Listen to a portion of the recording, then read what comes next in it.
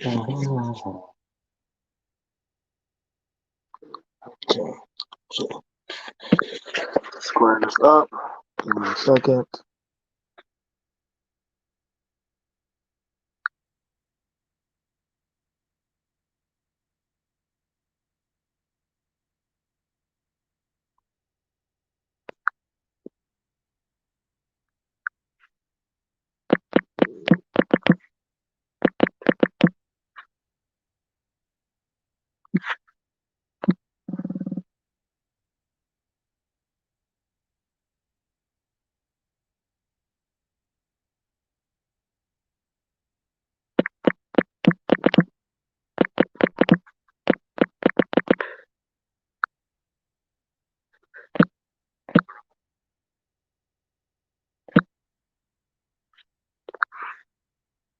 Hang on, guys. I'm just getting everything squared away.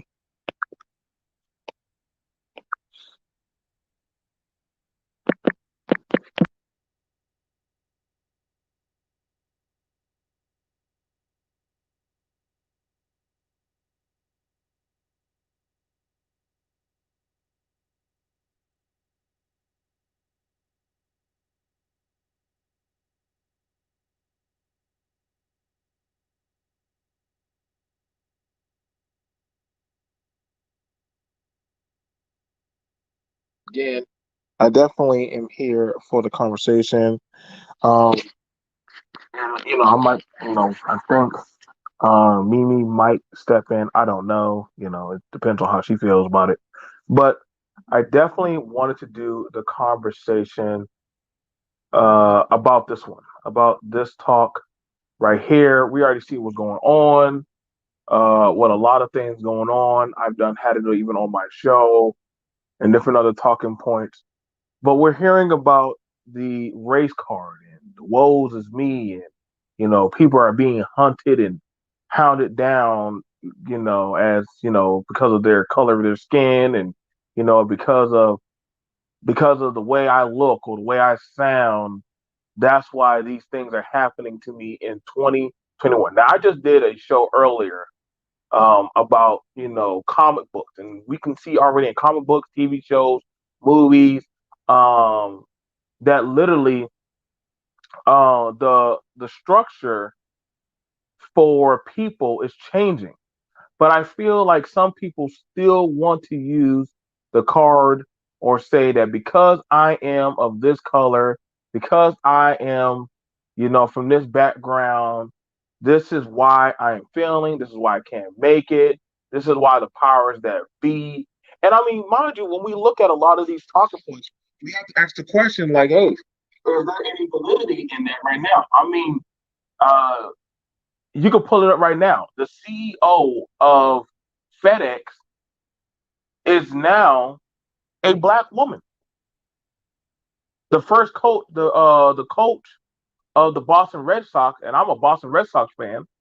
You know, go Beantown is a black person. Is a black woman.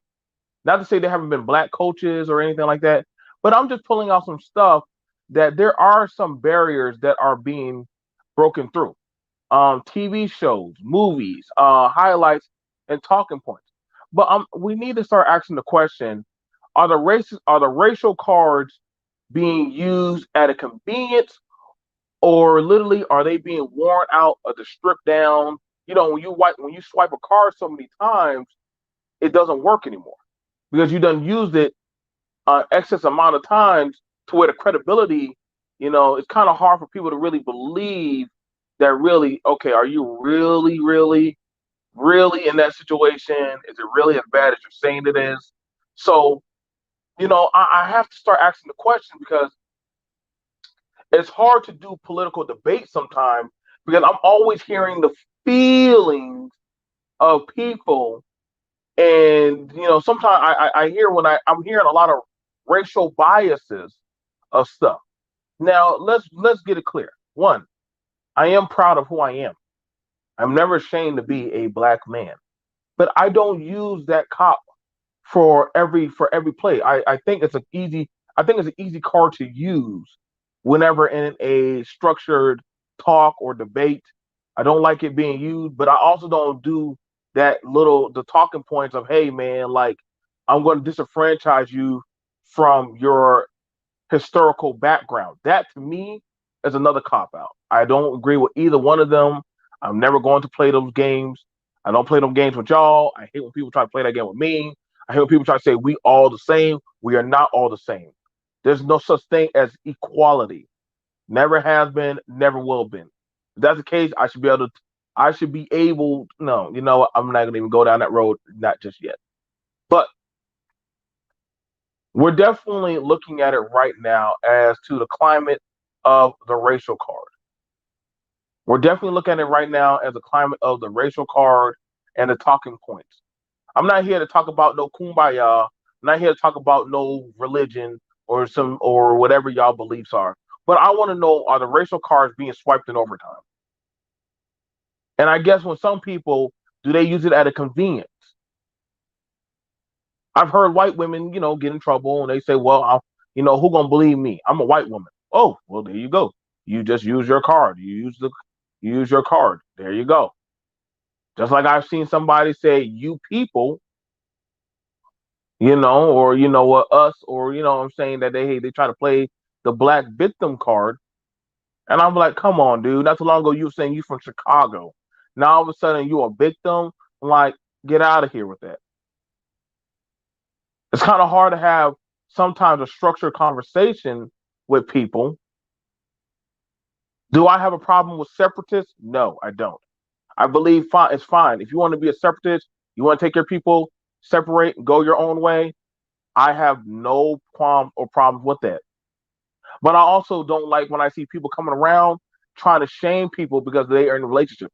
I think that shit's corny. I think that shit's whack. I think that shit is a lot of bullshit, especially when people do that. I do not agree with people who try to slander or shame people because they're in a mixed relationship.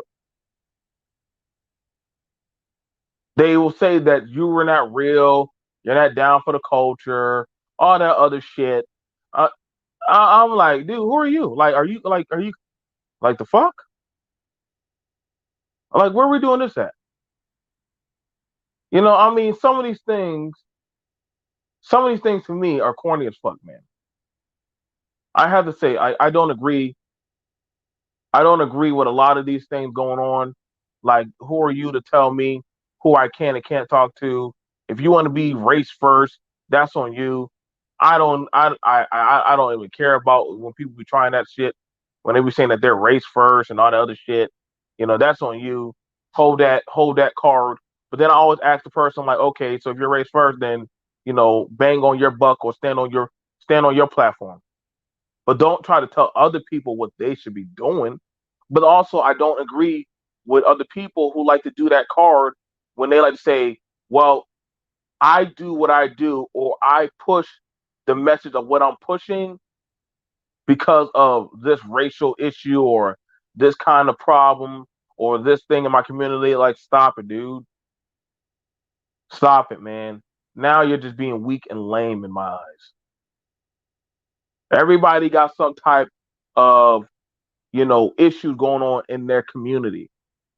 I don't play those games, man. I'm a very well traveled person, very well traveled. So when somebody bangs and say, well, in this community, what? The community that sells their kids for a pig? Or you want to talk about the people that literally, because a certain group don't look like them, they think that they're cursed? Get out of here with that, man. I don't like to play these narratives at all. But see, I notice, especially in this space here or in other spaces, especially social media, TV shows, different highlights, stereotypes in media as well as certain propaganda is used to push narratives. And you got to be very careful of the person that's pushing the narrative. This is a very big thing going on. And let's be honest, a lot of people, a lot of people are starting to wake up, man. A lot of people starting to wake up.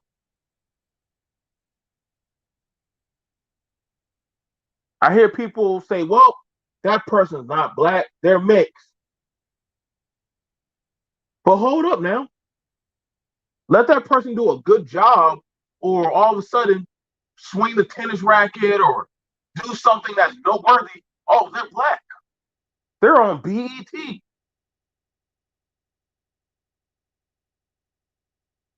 So okay, well, white people don't claim them. Okay, well, okay, I'll give you that. You can be stuck on the white people card, and I will give you that. You can be stuck on the white people card. You're not the only ones in the U.S. anymore, man. You're not. You're really not. There's Native Americans, there's Asians, there's Philippines, there's Guam people, Jamaicans, Haitians, Trinidadians. Let's be honest. Other groups, other backgrounds do not all get along. We may have all skin folk, all complexions are not the same. What is the keynote? Oh, we're all from Africa. That's pretty weak.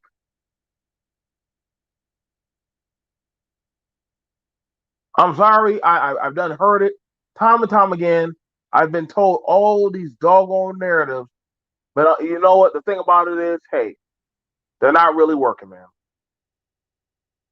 Everybody, I'm hearing always about this race loyalty stuff, but I mean, let's ask the question: race loyalty, and I mean, hey, do what you do, stand on your footstep, stand on your thing.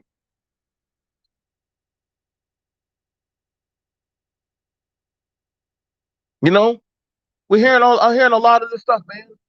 I'm hearing a lot of the talking points, but then when we start asking people, yo, cam up and show your lifestyle where you stand on, you gotta be very careful, man. Be very careful.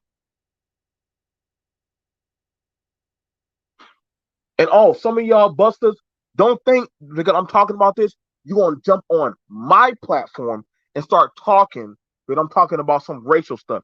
Y'all didn't support my platform. Stay y'all stinky behinds on y'all platform.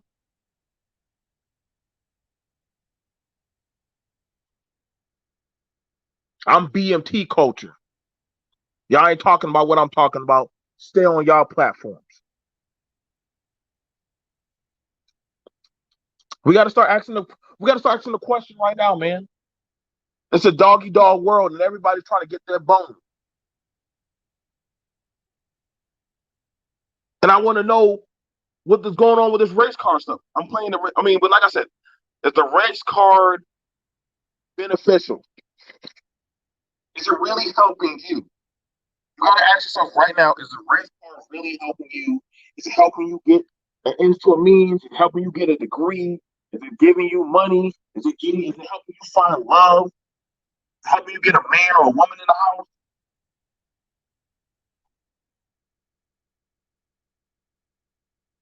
Do you honestly think your other partner cares about your colorism?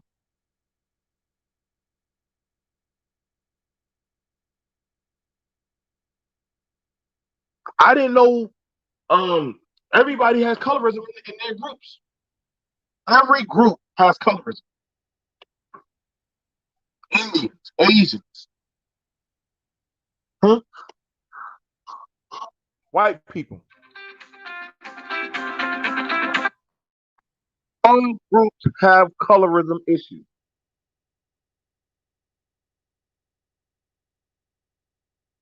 But the talking point is that no, that's not true. Hang on.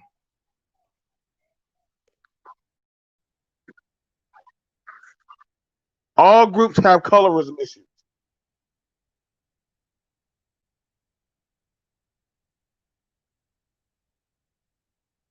I mean, I get it, y'all. We use it during the election. You know what? You're a disenfranchised group of people. It's a good plight. It's good to sell the tickets to the kiddies and everything. But let's be honest, man. With the way it's going right now in society, how much longer is this going to play out, man?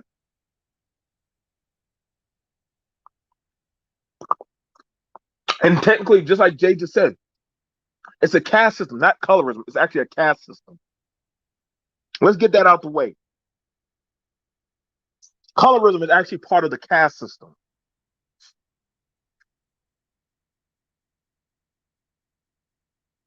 Every group has a caste system. But see, we or certain groups of people like to think that only we have colorism. That's not true. It's called a caste system. Every group has it. The Japanese have it. The Indians definitely have it. If you're a dark Indian versus a light side Indian, or if you are in certain parts of the world, if you're dark, you're more loved than you are than if you're light. So it's a caste system. But I always hear the narrative.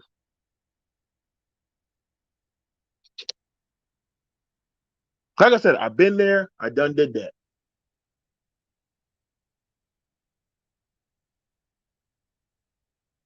Oh, because you're not part of. I remember if you was. I remember if you. For me, being a young black man, do you know how hard it was if you was a black young person? Imagine you would say out loud. And I remember this one kid said that they were an atheist. It was a black girl. She said, "I'm sorry, I don't believe in God. I'm an atheist." Now she said this in a school full of black children that believe in Jesus Christ. Here we have singing gospel songs in the choir and stuff. You know how that was, Mimi, when we singing gospel in the choir and stuff, singing Kurt Franklin and Stomp, you know what I'm saying, and doing all the dances and stuff. And you got a black girl saying, "I don't believe in no Jesus." You know it's not real, right?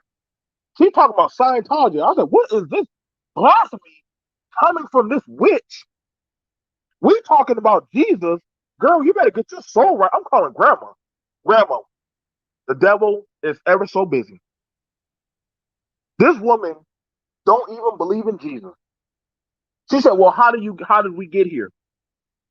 God, duh. Explain how we migrate around the world. Jesus, duh. The Holy Ghost, fire baptized. Don't you believe in that? No, I don't. I believe in science.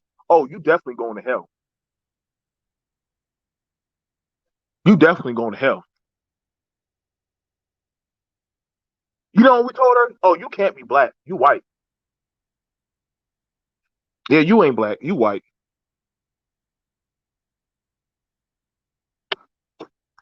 I mean, they had a whole prayer line for this black girl. I think that was the first time I've ever seen it where we treated a black female like a white person.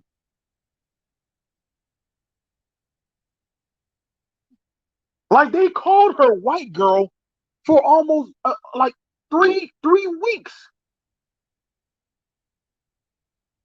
Here, the rest of us kids, when we getting cupcakes for recess and praying and having a good time talking to Jesus and stuff, she right there just eating the cupcake. I'm like, oh my God.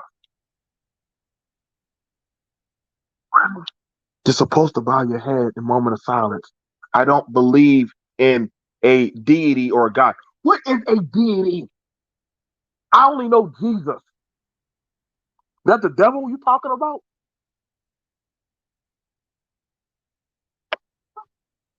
Of course enough, she transferred out. She went on to better things. She probably got taken up by Satan. Whatever happened to her. But I knew then there were going to be different things being transpired. It even happened to me. Everybody liked watching BET. Everybody wanted to get home and watch Jerry Springer. Everybody wanted to watch, I wasn't into hip hop back in the day. I'm gonna be honest. I wasn't into hip hop back in the day. I was into anime and goddamn cartoons. Maybe I was weird,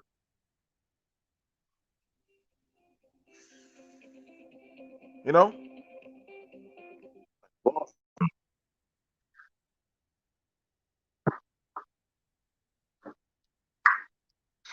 But however, you know what?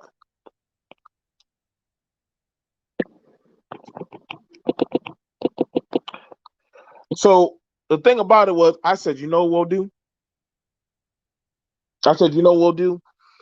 because I learned that I had to start hiding who I was as a black person. No, don't worry. I'm about to come to. I gotta go to my computer.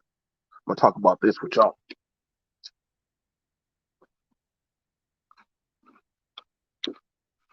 Hold on, let me go. Let me go to my computer.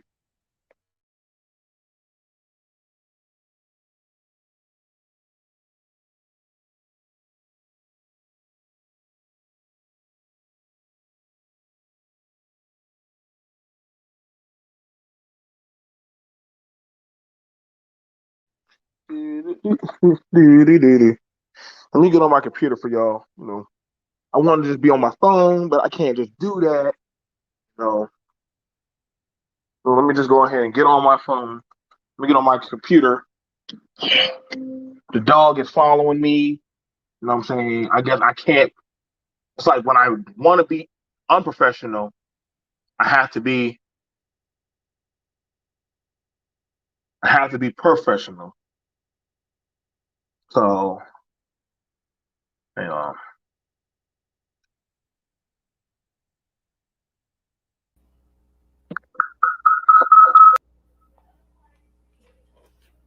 Okay, there we go. There we go. Okay, so here we go. We having a conversation about pretty much about the race card. Can't lie, it's been used a lot. Have I ever used it? Heck yes. I have used the race card. But I gotta be honest, it doesn't ever feel good. It doesn't. And actually, I gotta be honest, it kind of disgusts me using that damn card.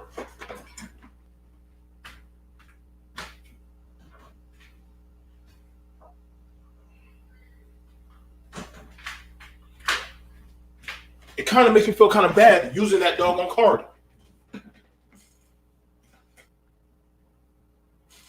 Because I'm like, weird. I mean, I don't. Do I think I need it? Do I need it to like get by? I mean, I don't like. Listen, man. Shout out to my boy Maurice Delp. I love getting up on his panels. I love talking with him. But you know what? I'm gonna be honest. I get tired whenever I get up on there, and I want to have constructive conversations. And then they'll always go into a racial shit. And then I'll be like, oh, here we go. Sometimes I just get tired of that. I really do. I'll be like, I really do. I don't like always banging on the race card. Like, I mean, I feel like using a race card is such a weak. It's a weak turn off.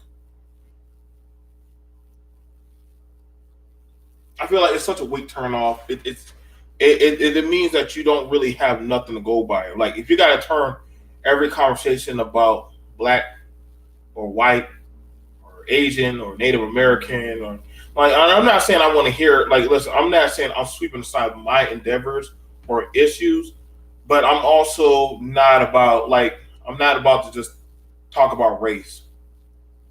That means that literally you're a detractor of trying to talk about finding solution. Like if you're poor, you're poor. I hear people saying that, like I feel like that's just a lame excuse. I don't need a bang on race card. Like I think like I'm more than good enough to actually talk about anything. You know, race card is the race card. You coming in? Hold on. All right, come on in. So, I mean, honestly, using the race card to me is just lame. I get a lot of people want to feel more prominent in talking about black. I can send it to your phone so that way you can talk about it. But I mean, I don't know what you feel about that, Mimi, about the race card and talking about race and shit and all this other stuff. What's wrong with that damn picture? Like, Nothing. Ain't nothing wrong with it. I want to say we can't sit up and say, you know, or act like it don't exist. And yet, that's such a hard thing because. Have you ever used a race card? No, not really. Really? You never used it? I don't think I have. You ever want to use it? It depends. You went. Girl, you better hurry use that race card before time's up. We all need to use that card. Listen, I'm really trying to think. You only got like 9 punch-ins for the race I card. want to say like out of every group of people, I always say, you know, we are bottom of the barrel. We are the most hated on. We do create a lot. We come out with a lot. People want to copy a lot, but they don't want to give where they don't want to give us our just dues or our props or our credit recognition. We don't get a lot of that. Now, is that due to because of race, or is that due because we probably don't understand financial literacy? There's a difference between racial hindrance and financial, or literally you just don't know what the hell you're talking about. You just dumb. I think it could be a bit of both. But I mean, if you know, celeb wise, I mean, there's really no excuse. I mean, you obviously have the money to afford the help, get you some tutors, anything, get you some financial advisors, something. Somebody is willing to always try to help you understand your finances and everything else. I mean, there's no excuse. Now, for people with low income housing, those who are butt poor, really don't have too much, you know, that might not come so easy. So that could be understandable. But and I mean, and even with that, there's times, you know, people say, oh, well, there's always this program or there's always that program. But then even in those certain programs, it's still kind of biased or it's still kind of racist towards Black people. You know, they don't want to try to see you come up. They don't want to really see you. They don't really want to help you like that. Or they just, I don't know. It's just, no question. Now, okay, so in that discussion, are you being kicked out of any jobs because of your race right now? I wouldn't say no. Are you being hindered or kept out of being professional because of your race? No, not really. Like I said, it's not to say that shit like that does not happen. Oh, we're not saying it don't happen, but I want to know. For me, okay, so we're not saying it doesn't happen, but I really want to know the banging buck because I'm hearing all this shit about race. And I mean, you want to use that. I always ask people when they use that race card shit, especially in 2021, where's the premise of where they're coming from? But I really don't give a fuck anymore when they keep banging the race card shit. I mean, honestly. It's kind of like a goddamn limp dick trying to tap it. Like you ain't beating up shit. I guess people tend to use it because we are the most fucked with. With all these Karens and stuff, people, little kids even. I mean, I'm sure you've seen it where these white ladies was constantly harassing little kids or little boys or whatever. Little Black boy, he was he got the police called on him just for mowing a lawn. Like, for what purpose, though? Like, if he's out there just trying to do a job, why are you sitting here? So somebody called the police on him for mowing a lawn? For mowing a lawn. Wasn't that like 2 years ago? It don't matter. The point is, you're asking, does it happen? And I'm saying, yeah, okay, it does, so, because okay. people do get fucked with, and they still get fucked with. There was another episode. So you're saying that the race thing happens all the time still? I'm sitting here saying, I think it still does. I think it still goes on. So, okay, so Black people as far as this year, this year just started. But I'm saying, so you're saying that right now, people racially are being oppressed right now. I don't know about oppressed, but why not? Said being fucked with. Okay, so because of their race, people are being fucked with. For the color of your skin. I mean, but this has been going on for quite some time now, Side. So why fuck with people of other races? I don't get that. If people so badly are getting fucked with so badly, why fuck it's with not them? It's not like we don't want to fuck around with other people. It's just a lot of times you hear they don't want to fuck around with us. That's what I'm saying. It's not like we sit up. Oh, you know what? I hate these white people, and I hate them Indians, and I hate this, and I wish they all would burn in hell and die. I promise you, Sure? I'm not walking around saying that shit. I don't believe people want to sit up and say that shit. So only white people are fucking with us? Are you sure? I don't think only white people are fucking with us. I didn't say only white people, but I said we are the most fucked with. What, black people? Yes. Like I said, we are seen as the bottom of the barrel. Like a lot of times, a lot of cultures, they sit up and say, "Oh, don't fuck with them, don't mess with them, Are you don't bother talking about with them." Are you talking about dark complexion people or black people? Black people. Okay, so black people. They always consider you a nigga at the end of the day. I've heard that from Jamaicans. I've heard that from our own kind, or from I won't say. I will say from like Trinidadians, like they still consider us Negro. I've heard quite a few women sit up and say that. Wait. So dark skinned people like us are literally saying that we are the bottom of the barrel. It's not dark skin. They're not. But people in their culture. Yeah. Then that would be a caste system there. Either way, I'm just saying. I've heard Hispanics say that. I've heard. Then why the fuck y'all keep hanging with Hispanics? You say y'all as if I'm going around with Tico right now. Like I'm not doing that shit. And I'm not saying it's every Hispanic. Wait a minute. I'm not saying it's every Hispanic, but I'm just saying I've heard other cultures say shit like that. Okay. I've heard other cultures sit up and call black folks, hey, at the end of the day, you are still a nigga. You're still Negro. Okay, and you still a wetback. Congratulations, motherfucker. Okay, but at the end of the day, you're asking me just right. And I'm telling you from what I've heard and from what I've seen, what I've been called. You been called that? Yes, I've been called a nigga from a couple of people. Goddamn. Ain't that half of your people? Really, just I. Shit. Goddamn, girl. You might want to have a group meeting or some shit. Shut your ass. I mean, goddamn. We're joined here by Jay, and we're talking today on is playing the race card beneficial. Now, Mimi says, Why you bothering her? Why you bothering her? I ain't bothering her. She get more into my goddamn job. Nigga, you said you wanted me on here. Oh, yeah, I did. All right. So you know what? It's okay. It's all right. That's fine. I'll take the blunt. I don't give a fuck. I know you would. So first of all, I guess Mimi saying that people are chasing her with pitchfork, calling her nigga and shit. Definitely didn't say all that. I didn't know all this stuff was going on. I mean, goddamn, what did you take from you all about? Definitely did not say all that. I mean, shit, they've been calling you nigga and spitting on you for a while now. Thank God we got Biden. If y'all feel so damn safe, I mean, Trump, guess he almost killed y'all. So bitch. Okay, now, so when you talk about the race card, are you talking about in regards to white people, or are you talking about like within your own race, like colorism?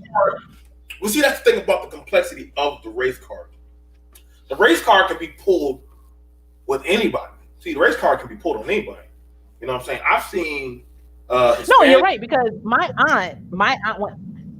aunt is a colorist. Like, she is a colorist to no end. Like, she's darker than me. She's very dark skinned, and and she would always say, like, throughout the years. And I remember one time, like, during the summertime, you got your kids outside and stuff like that. And she would be like, oh, and she would say it to me as well. And she would say it in regards to my daughter. And she would always be like, oh, you don't want to go out there getting too dark. Wow. Or, dark, you get too dark, this and that. And it's like she was always like stuck on the light skin, dark skin. And the thing is, I don't even really consider myself light skinned, but I mean, I guess I'm lighter than her. So, it's like, oh, you don't want to go out there getting too dark. And she wasn't saying it in the terms of like sunburn or skin cancer. She was just saying you don't want to get too dark. I mean, so that's why I asked if you were talking about the race card as far as like colorism between black people, or you talking about the race card when people say, oh, it's because I'm black. You going for the second one or what? What's the second one? That's what she just said. Not within our own kind, but with everybody else. So everybody else calls. Okay. For me, looking at the race card, I look at it as it can be used as a good and a bad. The good would be, well, whenever you feel like you're getting peer pressured or into a job or somebody says something you don't like, you can always say, well, they said it to me or about me, but I'm black. And then also, you can also use that shit. We know the little hat people, they like using the car because they the Star of David. That's why they're being persecuted and shit. Or Did you just call them the little hat people? I call them little hat people. Or you got the goddamn. Are you talking about the ones that be outside yelling at white people? No, the ones with the funny looking sideburns and shit, and they got a whole country and they still want money. And, no, the other ones, the ones with the Star of David. I just said the ones that be wearing the funny costumes that be outside yelling at white people. You talking about Israelites? Oh yeah. Now we got black people. They call themselves Hebrew Israelites, but we just call them niggas. That just hang outside the hymns and force them. So they on a whole nother mission that we don't know. Now we have a lot of these people that believe in this shit. That they are being persecuted now. And I know a lot of people are gonna try. See, I'm so cool with it. I'm sure you. Huh? And I always wonder, like, where, and see, that's the thing. And I know, there's somebody that we need up in this panel. She'll probably tell you how black people are currently being persecuted. Darrell's friend, but I always wonder when they say black people are being oppressed and persecuted. Like, do you mean currently, and in what way? See, I always wonder that. Like when I'm hearing about this persecution shit, because I'm trying to figure out where's all this persecution shit at right now. Because if that's the case, we wouldn't be getting all the shit that we're getting right now. Like, that's what I'm trying to find it hard to believe about the persecution bullshit. Because literally, now I will say this though. I will look at the other hand. Now we can look at current events though. Now see, it's kind of a double-edged sword. We look at the current events though. What are they? The current events that happened at the Capitol, it was 98% white people. They did not get treated the same as people got treated who were protesting in BLM. Okay, now BLM so is it fair as a? It don't matter. BLM is a mixed bag. No, that does matter. It don't matter because at the end of the day, like I said, the colored people or black people, whatever you prefer to be called, a darker race, they are still not getting treated like the fair-skinned or white people. They will still get shot down, lynched up, or anything. Like, you don't hear other people talking about lynching somebody else. It's always against a black person. So cops, other people, it don't matter. Like, it's always something with somebody black. So we're getting lynched. We're getting lynched up. There have been threats. I'm not saying, like I said, this year just started, but throughout the years, yeah, a lot of shit has taken place. So a lot of it has been taking place. Now I got a question. So the news media has been reporting about all these black people getting lynched and shit. You're saying all these black people, but there have been cases, and you've even spoke about them. Okay, so I mean, when am I supposed to start talking about Telemundo and Rico and Chalky? And I'm not sitting here saying that, but you're and Koki. Okay, sorry. I'm not sitting here saying that, but she brought up the fact of events, current or even things that have taken place a little back then, last year, so on and so forth. And with that being said, I am sitting here saying all that shit has been taking place, and it's always against black people. You don't ever hear about Rico getting lynched up for whatever reason. It's always somebody black. Actually, we do. When?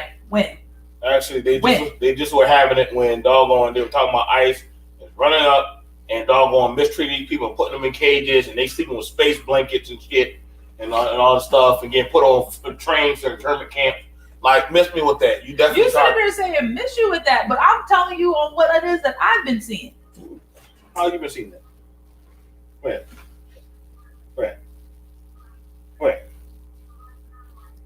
Who you looking? So are you telling me that the incidents at the Capitol Capitol, and I'm trying to be as partisan as possible when I say this, are you saying that incidents at the Capitol are comparative to BLM protests? Are they getting treated the same? No, never said that. Well, hold up now. Let's look at it like this. Because first of all, I can't compare. I will not try to compare. And no way I ever compare a federal running up, a federal run up as a protest in front of a church or a march. Because the palm coloreds are saying that they're comparing it to as it being the same thing. See, yeah. See, I won't do that. See, that to me, I won't do that. So now, when we look at those incidents where, but that is a race card because now I'm sitting here looking at it like, damn, people were just peacefully, because how it was portrayed on the news is that all the protests, the BLM protests, was everybody burning shit down, and that wasn't the case. Most of the protests were peaceful, so we can use the same energy here, right? So. Right. At the peaceful protest, folks were getting herded up like cattle and getting arrested for peacefully protesting, were they not? Yes. Was the National Guard called in various areas? Did police have on riot gear just for a peaceful protest during BLM? Did they not? Yes, they did. Okay, so back to the incidents last week. Were the cops in riot gear at the beginning of those protests? No. Were people just randomly they're just now arresting people that breached the Capitol. Okay. So it didn't seem like anyone was getting arrested at the scene. Okay. They weren't. So I guess we're at what point, you know what I mean? Like, at what point is it racial versus it isn't racial? Now, I get it because everybody is going to always run towards January 6th. And that's fine. Y'all can go ahead and use that one. I know y'all will pull that. But then I'm going to be like, well, if the racism is so bad, if it is that bad, then I will say, then how the hell is this woman FedEx appoints first ever black woman CEO? But how long has FedEx been in business? That's what I was just about to say. Hold up now. I agree. Why is the military just now getting black people at the top of the military? Just now. Niggas been going to the military for 150 years. No. I don't want to say. Now, there are a lot of generals that are black. There are a lot of black female generals. There's a lot of them. Colin Powell barely passed as black, and that's the only reason he probably got to the point that he got to at the time that he got to. Don't do that to Colin Powell. Or how do you say Condoleezza Rice? What do you call Condoleezza? Is it Colin? I think it's Colin. I apologize, but Colin. No, I'm not saying it. No. I'm not coming for Colin Powell. Colin Powell is the man. I am not coming for Colin Powell. I'm just saying, as far as a quote unquote caste system is concerned, they would elect a light-skinned black man before they will elect someone like you. Now, I'm just being real. Now, Joe Biden. Look, I'm just saying, Joe Biden. Now, hold on. Now, what about this one right here? In Major League history, they just now have from the Boston Red Sox, and that's my home team. They have Bianca Smith becomes the first black woman coach in professional baseball. How long has baseball been around? For a while. But she's a black woman. They just now made the Negro Baseball League an actual. They just now, how many years after the Negro Baseball League was the Negro Baseball League, did they just now acknowledge it as we're going to acknowledge it as regular baseball now? So the point is, I mean, can we say that now things are different? But this is all stuff that's been happening in the last 5 to 10 years. Okay. Let's pause at this. Let me look at this. So first off, if the Negro League is separate from the major league, why would they have to acknowledge it if you're not the same two leagues? You're not even the same. Don't. Why weren't they the same league, Joe? Come on. Well, hold on now, hold on. So they were Why racial. weren't they the Why weren't they the same league, Joe? Why did they have a Negro league? Because they were the equal pay. It wasn't safe. Jackie Robinson joined because they weren't allowed to play in the regular baseball league. Just Right. like with HBCUs, the reason HBCUs were around is because they weren't allowed generally to go to the PWIs. Yeah, but you're pulling from back, and we're looking at now. And that's what I'm saying. So in the last 5 to 10 years, it's when now you're seeing black people as long as black people have been in the NFL, why are we just now in the last 5 years getting black coaches, black quarterbacks? Black folks been shucking and jiving for the Palm Colors for how many years now? So now we're just now starting to see black coaches and black defensives and black people in the back office that are black owners. We just now starting to see that. Oh, okay. So how do you explain the Steelers coach? That's one of the biggest football franchises.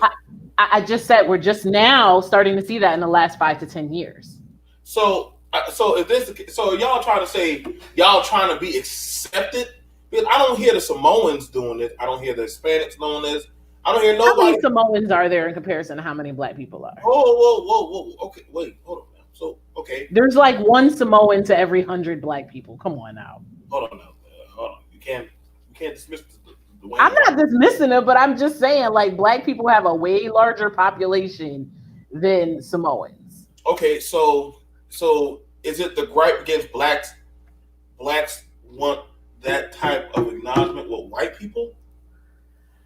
I feel like black people just been fighting at us for a seat at the table. That's what it is. What table? You want to be at the table? You want to be at the table with white people? Equal footing. That's all. Just equal footing. See, this is why I'm so much for. I think genetically I am a separatist. Other people want to be at other people's table and be looked at and eat cornbread and smile. I don't give a fuck to be at nobody's table. I can gladly take my food and go eat outside. Representation matters. That's the thing about it. Representation matters. That's why we have black TV shows, things like that, because you like to see black people on TV and stuff like that. Representation matters. Okay. So we can look at it like that. But again, like I said, if you have minorities playing these sports, why isn't there minorities in the back office? Why are we only the grunts? Well, okay, so hold on now. Until recently. No, let's look at that. Let's see, owners. You don't think there's no black owners? I didn't say that, Joe. You better stop playing with me. You know I ain't say that. Okay. That's not what I said. Okay. Now, why is there not? Is it because I just said in the last 5 to 10 years, we're just now starting to get owners like the Michael Jordans and Jay-Z's of the world. We're just now starting to get black owners. What I said was we've been shucking and jiving for the white people's entertainment for the last 30 years, maybe probably longer. But just now, recently, are we now becoming owners and investors and things like that? Okay. So when it comes to that, you're asking why? Well, if you don't properly invest in your money, or if you don't properly take your money and put it to where it can benefit you, or it can benefit yourself or people that you want to benefit, I don't know what to tell you. I don't know what to tell you. I can't help you with that. If you're like, hey, well, I've got mine. The hell with anybody else. That's something totally different. That's something totally different. I mean, I don't say nothing when I see a bunch of dudes taking a stack of money and putting it to their face and saying, yo, I'm living life. I'm making a bunch. I'm like, why do you have a bunch of money on the side of your face saying you listening to dead presidents and stuff? If you want to do that, I can't feel bad for you. Then I hear people saying, well, we need a rapper or an artist to speak up for me. Speak up for me for what? What do you want to say? I'm not saying you are saying that, but guess what? That's the representation. No, I understand your point, but that's not what I was saying. Okay, but here's the thing about it. It's all going to come down to money and investment and what proper representation. You asked about representation. The representation you got are the people that are in entertainment. Now, you got to ask the people in entertainment, where are they doing with their money? How are they properly investing it? Just gotta be honest with that. Like, Okay, so you know what? I'm gonna flip it for you one more time. I'm gonna give you something else because I noticed that a lot in these specific talking spaces. mhm. Y'all have a lot of, and I don't necessarily mean you, just speaking in general. Y'all got a lot of black men have a lot of smoke for black women in these higher positions, like the judges. I remember you did a whole show about the black judges in Atlanta, and dudes were crying about having black women, in charge of being a judge, in charge of court system. Okay. So is that internalized racism? Is that, oh no, why do all these black women up here? Where the black men? So I mean, we can take white people out the equation and talk about racism within our own community. Well, I don't think that's racist. That wouldn't be racism if it's literally. That's not racism if it's literally that. And not only that, black people in general voted for them women to get into this position. That was black people that. But what I'm saying is, in these spaces, you hear a lot of talking points against women in these type of positions. Is what I'm saying. But I get that. But that's also like I've been hearing black females also say things against black men, and they have a bigger platform. Well, black men don't do that. Just had Megan Stallion say black women are protected by they don't have no protection. That's a lie. Know a lot of black men that are dead for protecting a woman. That's what I'm saying. So should we talk about the race? Like, is that not racism on both sides? Like from within our own, or is that just sexism? That would be sexism, not racism. A racial card is something where you're pitting your ethnicity background, like how Mimi was saying that, she's been called, or she's heard other people call the N-word by other races or groups. But the same thing will go about where, as to if it's between two different genders, a male and a female, then that's sexism. And that's a sexism issue, or literally that's a sexism issue, which, to be fair, that's something that we're doing. Like right now, we're bringing up about this space. This is a micro space. This is a micro space of talking point. Just like I can look into certain magazines where they talk about black women doing this, black women doing that. Okay, that's cool. That's their magazine. That's their right to talk about what they want to talk about. I'm not going to corner their voice. But if you want to go to a all male space where they want to talk about them, their imagery of what they like, you're choosing to go there as a woman. I will say you are crazy. Just like I'm never going to go to a black female. I'm never going to go to a black female empowerment concert movement. I don't give a damn if y'all would offer me tickets and free shrimp. I'm not going. I'm not. What the hell? What if it was free Shoney's? I wouldn't go. I would have to take a loss for that. But I'm not about to sit there. I don't even want to go. Listen, my mom can barely get me to go to a church service that's run by a black woman. I like the Holy Ghost is beating me up inside. And I'm like, oh God, I gotta sit here and listen to a woman preach for an hour. That sounds a little sexist, Joe. That part. I'm not talking about the women's empowerment brunch. I'm talking about you don't want to go to a church with a woman pastor. That sounds a little sexist. I'll have to take that. I will have to take that one right there. I believe there's a little bit of sexism in all of us. So guess what? I will take that hit.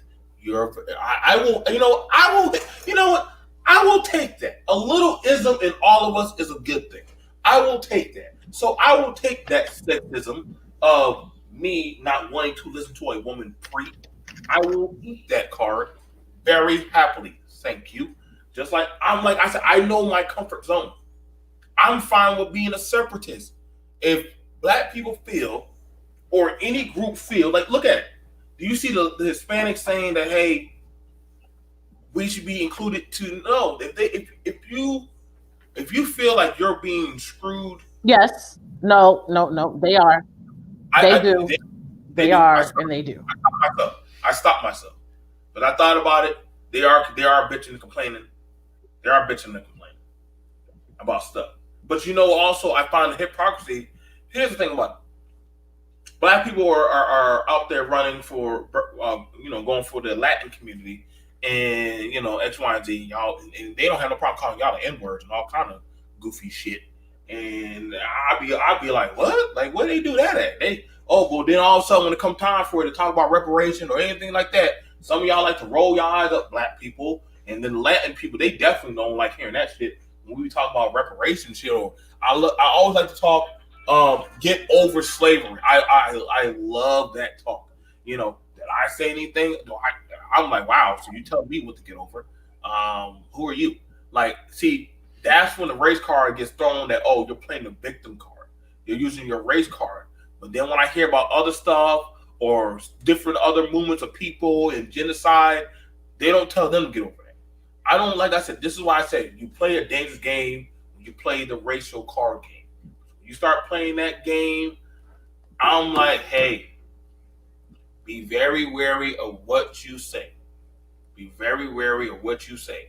Because then when we pull it back on you, or y'all, any woman or man, please be ready for that insult. Be ready for that smoke.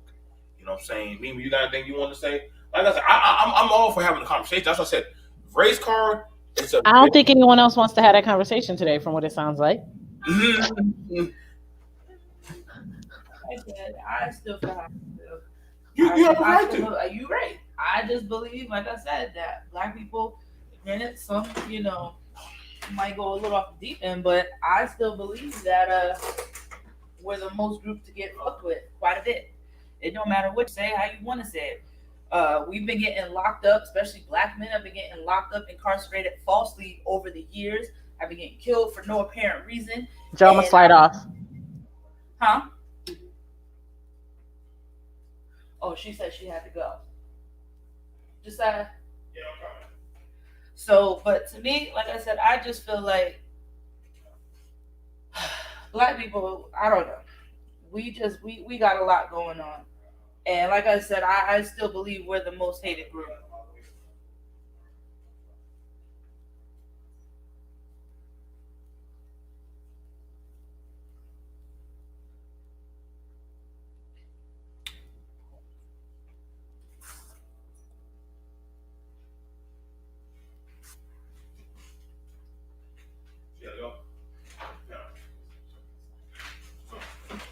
I want y'all to understand this. Listen, y'all. Make no mistake about it.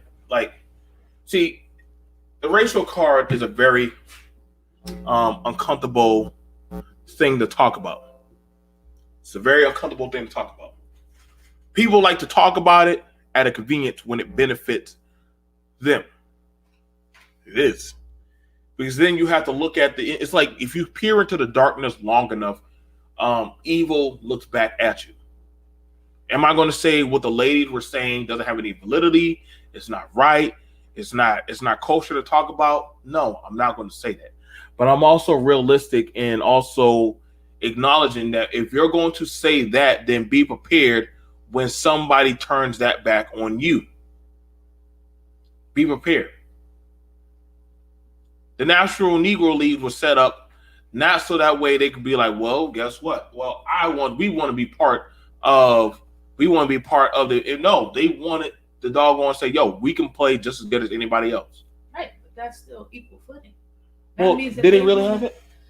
They didn't have it. They weren't allowed to have it. But that's the whole point. They wanted that equal footing. They wanted people to know, okay, well, we're just as good as that person over there. So why is it that we're still getting less, or we're still getting slack, or we're still getting looked at as we're not able to do that. We're not able to compete. We're not able to be up there with the rest of them. That's what she's getting at. Okay, so in saying that, oh, here we go. Fuck. Here comes this one. So, in saying that, listen. In saying that, listen. Listen, y'all. If I'm doing something as a black man, I don't care what another race is doing. That's not my problem. My problem is what I got going on in my house. Okay, so finish what you're saying. No. Oh, here's the thing about it. If I'm saying this as a black person, if I'm doing me and I'm building my shit up, right? Okay, if I'm building up my own league, let it be a basketball team. Shout out to Ice Cube. Now, black people say that the NBA is so racist. They got all this stuff. So why don't y'all take y'all asses over there to Ice Cube? You got LeBron. You got Stephen Curry. You got a lot of black male athletes. You got the WNBA. Shout out to them sisters in the WNBA. Hold up now. So Ice Cube done started a league. Now, mind you, majority of the people in the league are are retirees, but you could have gone over there if you feel like, yo, me signing this is slavery. Then why not go off and do your own doggone thing? Whenever they do them Nordic Viking games over there in Finland and Sweden and whatever land that they want to do it in, I don't be seeing y'all out there in no kilts running around in them icy cold freezing areas throwing rocks with them and stones and breaking stuff and wrestling half naked in the ice. That's them. If you truly believe in what you're doing, then stand on it. Thank you, Shelly. Big Five and Big Three. Thank you. Like I said, the brother. Who's that? So, okay. So, like I said, when I say the Big Three, and he did. That's a big issue that we got going on. Whenever somebody, like I said, if you believe in a race card, that's fine. But if you're going to use the race card, like I said, and Ice Cube done been at radio stations say, hey, y'all, let's go off and go do our own type of ish. You should have left with him. If you felt impressed, you should have said, okay, let me finish out my contract, filter some money over to the brother, and bounce. That would have been stylish. That would have been dope. But you didn't believe in your racial card. You rather still swipe the card of somebody else. We're joined here by RBR Network. Go ahead, RBR. What's up? Well, I think the first thing we have to do is we have to define what the race card is. If the race card is just acknowledging 450 years of racism, slavery, discrimination, and oppression based on race, if the race card is simply opposing the myth of white supremacy and white nationalists and white Nazis storming the Capitol and overthrowing our government for electing a black genius, then by all means, we play the race card. But if the race card means that you can't acknowledge race, you don't see race, you don't see color, you only see white people killing black people, then that's not a race card. Opposing racism, is that the race card?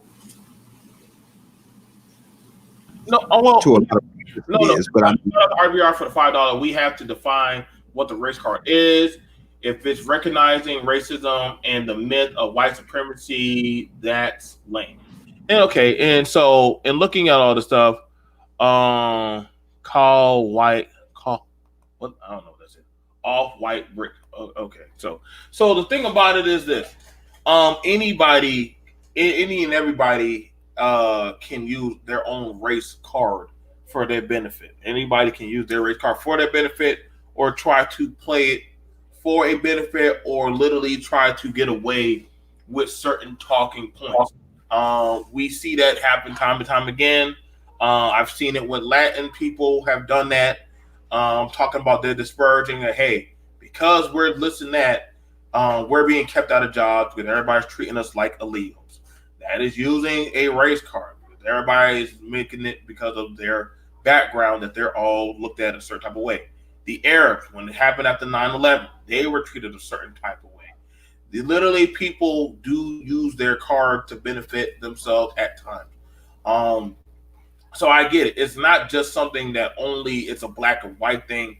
It's people use it either at a beneficial time or they use it at a political or economical time to get either ahead or to usually get a point across. I look at it sometimes.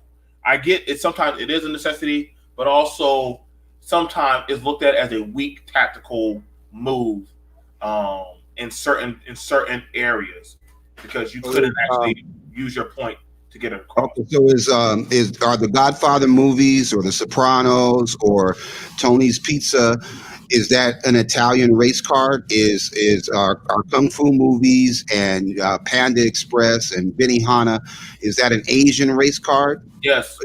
Actually, is rap music a race card? If you exploit your specific race and culture, right, Cardi B, if you exploit your culture, Eminem, if you exploit your black culture, is that a race card for you to use your race and culture to separate black YouTube from the white racists who don't want to pay us because we black.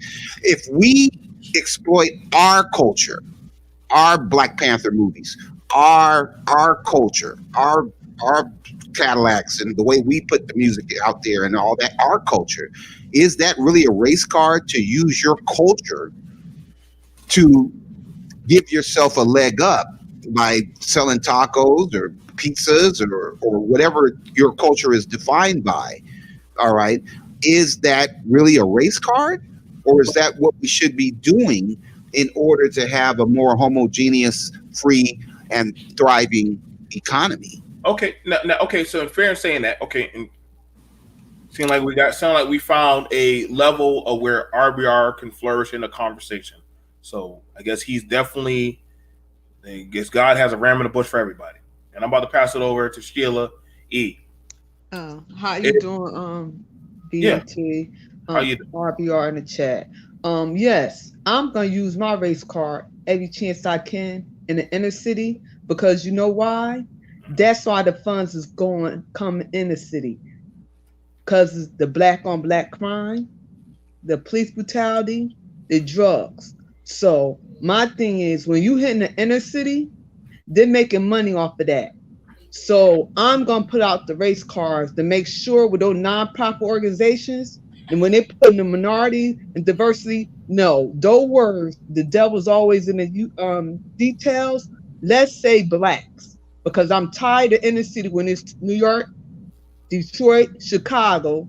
They got sanctuary city for the Mexicans, illegals coming here, jobs, houses, habitat housing, everything. So anytime I could pull out the race card concerning my black people, my ancestors made this country, I'm gonna pull it out every time. Make sure so many blacks get those contractors for our babies. Make sure the nonprofit organization, make sure they have enough money for our kids through summer programs, the board education, majority of them getting money, putting our kids on medication, special education.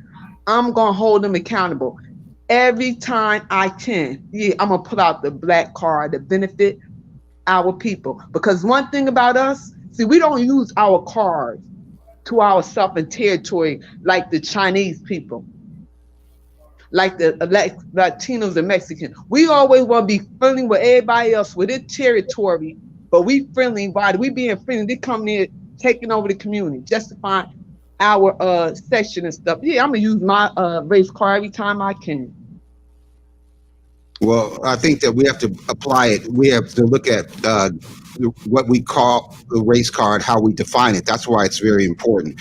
The government tells the government, the politicians in the government, do they get to use their race card to kill black people, to poison the water in Flint, to make Detroit yes, go? Yes, they do, RBR. You know that. Come on. Well, where the water is at? It's in the inner city. They're zoning different areas where the blacks at. Come on, RBR. Right. But I'm saying, but for us to suggest that we would become politicians and get into power in Detroit and Flint, and then we would probably poison the white folks' water because we're playing our race card.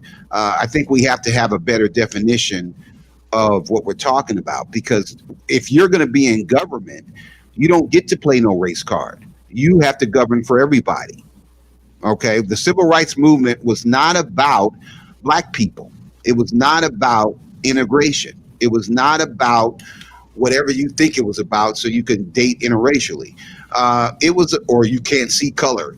It was about equal protection under the law. It was like equal rights for everybody. No, that's a lie. This says, see, RBR, because I sit with my Congress. I ran for city council. I ran for board education. See, they use those words, minorities, so other entities to come, diversity and all that. See, and they want us to think that it's for blacks, low income, and this area, whatever. You got to be Pacific. This time of day, we got to be Pacific. We don't want to use those words. We want black. So right, see, that's not going to work in government. Yes, it is. It have worked in my city where I grew up at. So I got a question. So where's the investor? We can't have policies that just work for 17% of the population. Go So ahead, Ben. It doesn't matter because they're getting all the money off of that. They're making the money off of that. So you talking all that stuff on a video. You're not hitting the groundwork. You ain't trying to get nobody in office. You're not doing campaigns. See, I'm Well, of course sitting with the I'm trying to get comments. I'm Joe setting Biden. law. It do work. It worked for look at Chinatown over in New York. They got a whole town. Well, how many presidents have Chinatown put in office? You start local. Congress? You start local, county, Well, they started with Flint. They started in local. They started with Flint. They started with. And that's what we've been doing. That's what I've been doing, Ari. Right? That's what I do. So you want us to poison the water in Flint and poison? Did I say that? We're going to start with local. let's talk. You're going to start with local what? Poison in the water? No. When we govern, we have to govern. RBR. So RBR, come on. This is nothing to play with. We're talking about changing laws and policy, setting for our people. Well, you can't do that if you're the president. I have done it. How you want to try to tell me we made history? We got the first black mayor in my inner city. How you want to try to tell me something to work for us? He's the mayor for black people. I do this. This is what I do. I know you govern for only black people, and I'm trying to tell you that 80% of the population is not black. That won't work. That's what Trump was doing. He was governing for 20% of the people in the country that are white. My thing is, I advocate. Yes, I do, because they've been doing it for years, for decades. Okay. For decades. They sit up there and they play the little words, and y'all sit up there, you talk and no action. That it worked. Now hold on, y'all two. Because now we're seeing two sides of where I was looking at. Because like I said, we asked the question on, first of all, like RBR said, what is the race card? And I said it when you use it, you're playing both. You're going to be pulling out both sides of a sword. Where are you talking about? Hey, I want to be for my people, but also what is the convenience and what is the price to pay? If you're talking about hey, I want a sanctuary city for blacks with Sheila as the mayor, does that mean, listen, I'm looking for whites to be putting in on helping me with that? Or is that looking like, hey, I'm expecting y'all black people to get y'all feet dirty and get out here and we're going to have to build? Which, we can always pull out now I think they're up to 100 acres, and shout out to them for doing that. The 100 acres that the black families bought in Georgia. Are black people investing in and putting money into that area and trying to build that up? Mind you, that's in development. They're already clearing out the land. They got backhoes out there and all that stuff. I mean, if you're not doing that, but you're saying, I want that respect, but I want to be in their area. I mean, you can do that, but understand it's going to be kind of hard to always want to swipe that card because you got to pay by other people. If you're going to swipe the card and you're going to run your stuff, see, and that's the thing about what I kind of call stuff. Like, I got to give, like, with the Arab, they go off and build a little Arab area. Because they give them money. They have financial. See, y'all don't realize when they come into United States, they have funds and stuff for them. When these people do what they do in our areas in United States, they have money. And every time when they come to blacks, they always saying, we looking for a handout and this and that. No, that's what I'm saying. I sit at the table. I'm on boards. I read policy. Majority of the money they're getting from the government is for blacks. I mean, come on. And that's what I'm saying, RBR. We say we played a lot of games or whatever. And you know what? I'm be honest. When we ran for office, guess who was helping us? It was more Caucasian than blacks. See, now that's the thing. Here's the thing about it. And this is where we dipping it up on the stuff. Because see, if you're talking about pulling, like I said, when I pulled out the big three, everybody says, well, the NBA players should still be able to play in the league, but also, well, when you talk about, like, the ladies were talking about, well, where's black ownership? Well, hold up. You have the big three league. That's Ice Cube building that up. You telling me we can't buy into that right now? You telling me Ice Cube is going to be like, no, none of y'all can buy into partnership with that? Well, you got LeBron, Steph, you got Kyrie, you got all the millionaire basketball players. Nobody. What is it for for each one of them to put in $500,000 into that league? All right. Well, I want to speak to that because the NBA contract, right, is like $274 million, the television contract. And so there's two issues. One, you got $274 million contract with the NBA. And two, if the NBA and the same 1% of whites who control 90% of white wealth buy into the big three, what's the difference between the big three and the NBA if the same people own it? Hold up. So you're defeating the purpose by opening it up to the same Kelly Loeffners and shit that own the WA franchise and shit that she's a Republican discriminating against black people. So if they buy the big three, then what's the difference than staying in the NBA and getting the $279 million from the TV contract from the NBA? So my argument is, where me and Sheila agree. I agree. White people have a history, and the history is not too kind to black people. So therefore, they're disqualified from being in power unless they spent 8 years under Obama.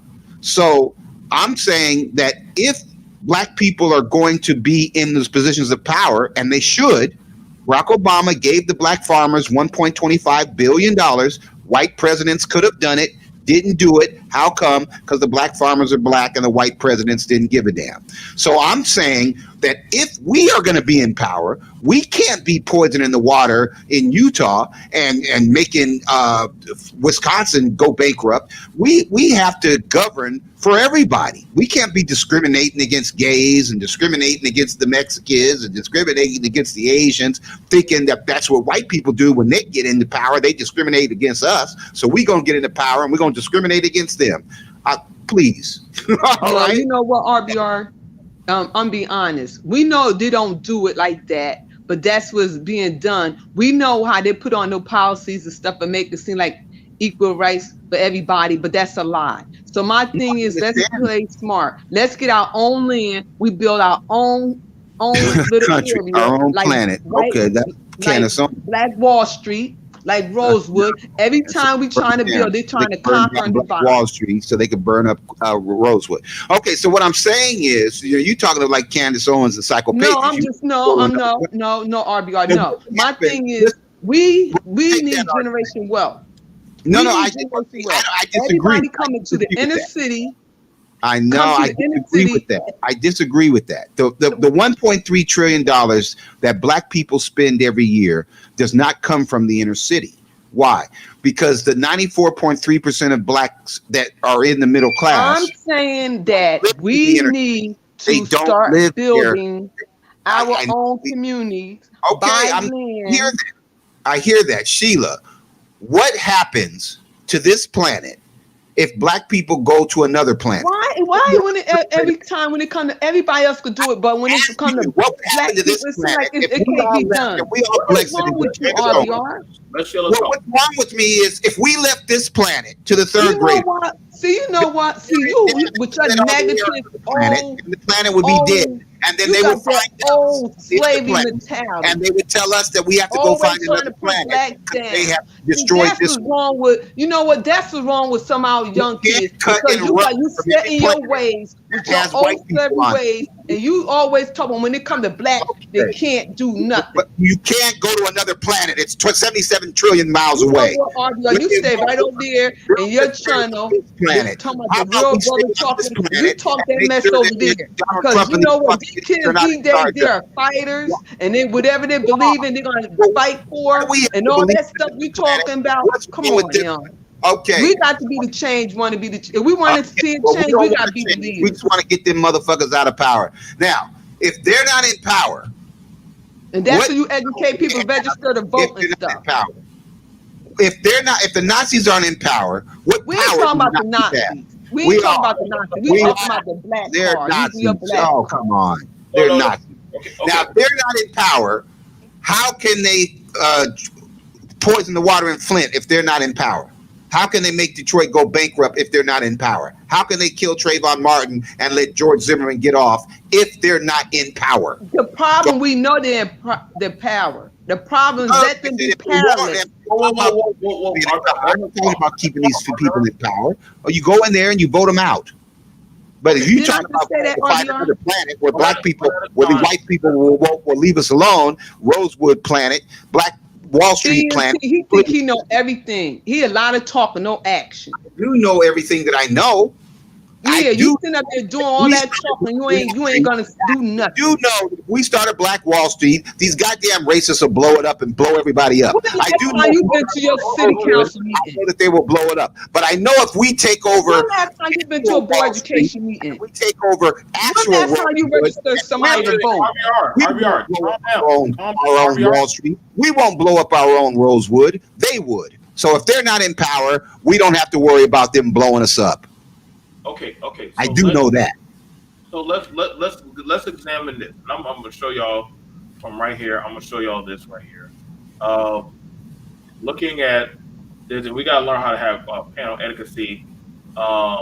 Looking at this right here, you see a group of black families purchased nearly 100 acres of land, news outlets and freedom all over Georgia. Pretty much they started buying into settlements. Now the settlement is a little bit away from the town.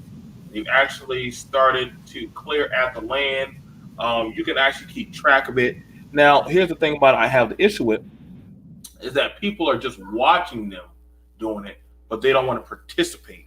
Everybody's saying what is owed, but I'm like, okay, if you go buy land, flip it, get your money up, you can go purchase more land. There's a lot of land and stuff out there. And I know the area where they're at. They're only a few hours from me. Ashley Scott, one of the people who's doing it, shout out to the sister. She's doing that along with another sister, and they couldn't do it at first. But they actually started getting other people to invest in with them to go buy more of it. It started out, as a friend told Scott, the land for sale near the town of Tomsboro. News outlets reported it because there are people that have more acres, but they are looking to see, hey, how far they're going to make it. Also, along with the sanctuary cities, this is actually going to be a sanctuary city for blacks. You can look at the overhead. The group still has a long way to go. It's known as a plantation. But go ahead. Wait, people, RR, you calling it a plantation? That's what is this model? What is this model based on? But why would you call it a plantation? Well, that's what they called them. They used to call them plantation. It was a place. It was city for black. They called it a plantation. So you're calling a black-owned area that they literally bought. Reservation. Now, some people call it reservation. Some people call it reservation. No. Okay, so do you call where the Native American, you call that a plantation? No, they call it it's a plantation, but they call it a reservation. But why would you call a black-owned area a plantation? Why would you call that a plantation? If the slave masters were black, would that change it from being a plantation? Okay. Well, there's no slave masters. There's no white people involved. No. I said if the slave master, if Obama was the slave master, okay, would they call it the Obama plantation, or would they call it a city for black people? Would they call it would the Obama plantation be called a plantation or a reservation, or would it be called Rosewood or Black Wall Street? It doesn't matter. If the concept is black people as second-class citizens, separate and apart from the racists who want to kill them, then yeah, it's some kind of a plantation. It's some kind of a reservation that is separate from the general people who have to be able to govern everybody. So this model that white people have given us, that they come into an area, South Africa. Wait. Nobody gave. Okay. Let's not say anybody. Nobody gave them this. Nobody gave them this because they bought it. Like, this is purchased land. No, I understand what you're saying. I'm saying that here's my problem with the wealth argument from earlier, and it ties into buying up all the whole planet. Okay, the reason I don't like the wealth versus spending power argument is because you can't have wealth and then spend $1.3 trillion a year. You can't do both. You either have wealth and you keep it in the mattress and in the Cayman Islands and in your Chinese bank account and overseas bank account, or you spend it. But you can't spend it and build wealth and pass it on to your next generation if you spend it. But if you spend it, you can't do both. But what you can do is if you spend $1.3 trillion, then you have what we call buying power. So you can say who has $1.3 trillion? Black people. No. 94% of black people. So you're talking about a collective. When literally, where was the collective to help them buy that land? No. See, that's the point I'm trying to make. Could we buy that land with $1.3 trillion? We didn't. They bought it. No. I'm not saying whether we did it or not. Could we? We have $1.3 trillion. Could we buy that? You're including a collective of people. Yes. They did it on their own. They did it. Oh, okay. Well, see, I don't like that. They bought Rosewood Wall Street on their own, and then they did a R. Kelly and a Bill Cosby. So no, I'm saying that we can't come up by ourselves. That's the biggest thing that I don't like about the argument. The argument is that if 1% of blacks, hold on, 1% of whites control 90% of white wealth. Wait. Why are you worried about white people when these? No, I'm not worried about white people.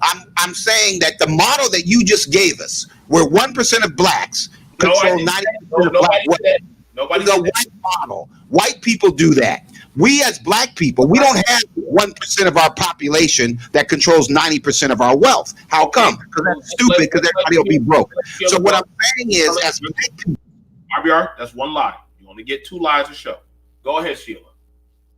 Well, I want to say that my great grandfather, back in 1800, had 55 acres of land. My family had generation wealth. We have 2 funeral homes. We have our own church. We have our own graveyard. And our family have houses on that land. And that land still exists today, where he built him and some slaves where they had ran away, and he had treated them like family, built a house where my grandmother was born in that house. So when it comes to us having our own areas as black people, it can be done. Yes, also we have a police station on our land. We have fire department on our land. So it can be done. Now right here. It can be done. No, like I said, so like you said, some people, and like I said, I'm gonna bring you right back up, RBR. Hold on. All right, we gotta have panel Edison. They pulled their card. They had the initiative. It's actually from here. I clicked on it. Y'all can look it up. They pulled a race card. They said, "Hey, we need a movement." They went off, started the Freedom Georgia Initiative. These sisters left. They're out there. We got black men out there, black women. So I don't want people saying that it's sexism. They're not making it about a black woman thing. They're not making it about a black man thing. They're just making it about this is something we want to separate and do for our people. I don't see nothing wrong with that. That's beautiful. I don't see nothing. That is so awesome. That's awesome. So I'm saying, but they understand if they're going to do it, they're going to have to do it on their own. Yes. You can't be talking trash. Say, well, yeah, while we can live with these group of people, no, then your talking point starts to go out the window. Because then they're gonna be like, well, then how you gonna? It's like me, the child, talking trash to my mama Sheila, but then Sheila says, well, get out my house. Well, hold up, mama. No, get out my house.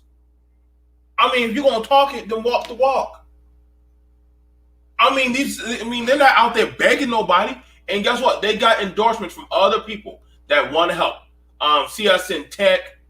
You got Drone Pilot, Community Solution Design, Mosa Architect, the Black Achievement Fund, Freedom. See, they got different other predominantly minority black-owned groups that are supporting them. This is what they are doing right now. See all that they cleared out? I seen it, and that's beautiful. And like you said, when people see you serious and you really doing something and you want to be that change, donations gonna come. I mean, people gonna come in. You know what? Let me tell you, son, y'all ain't see nothing yet. You know, people from the out the woodwork's gonna come and help them. Because you know what? It had not been done. It had not been done. And that's beautiful. And like I said, they're staying focused. Their eyes on the prize. They have a vision. They have a mission, and nothing's stopping them. And they're staying focused. And that's what it's all about. Here's the thing about, again, when I pull out the race card, if you're going to use, that's why I said earlier about a race card. And I get it. There's a lot of stuff that's going on. But you have now today in the era of 2021. 2021, anybody and everybody can go up there to the city capitol. They can go right up there and go ahead and try and make some moves. They have a CEO now of FedEx.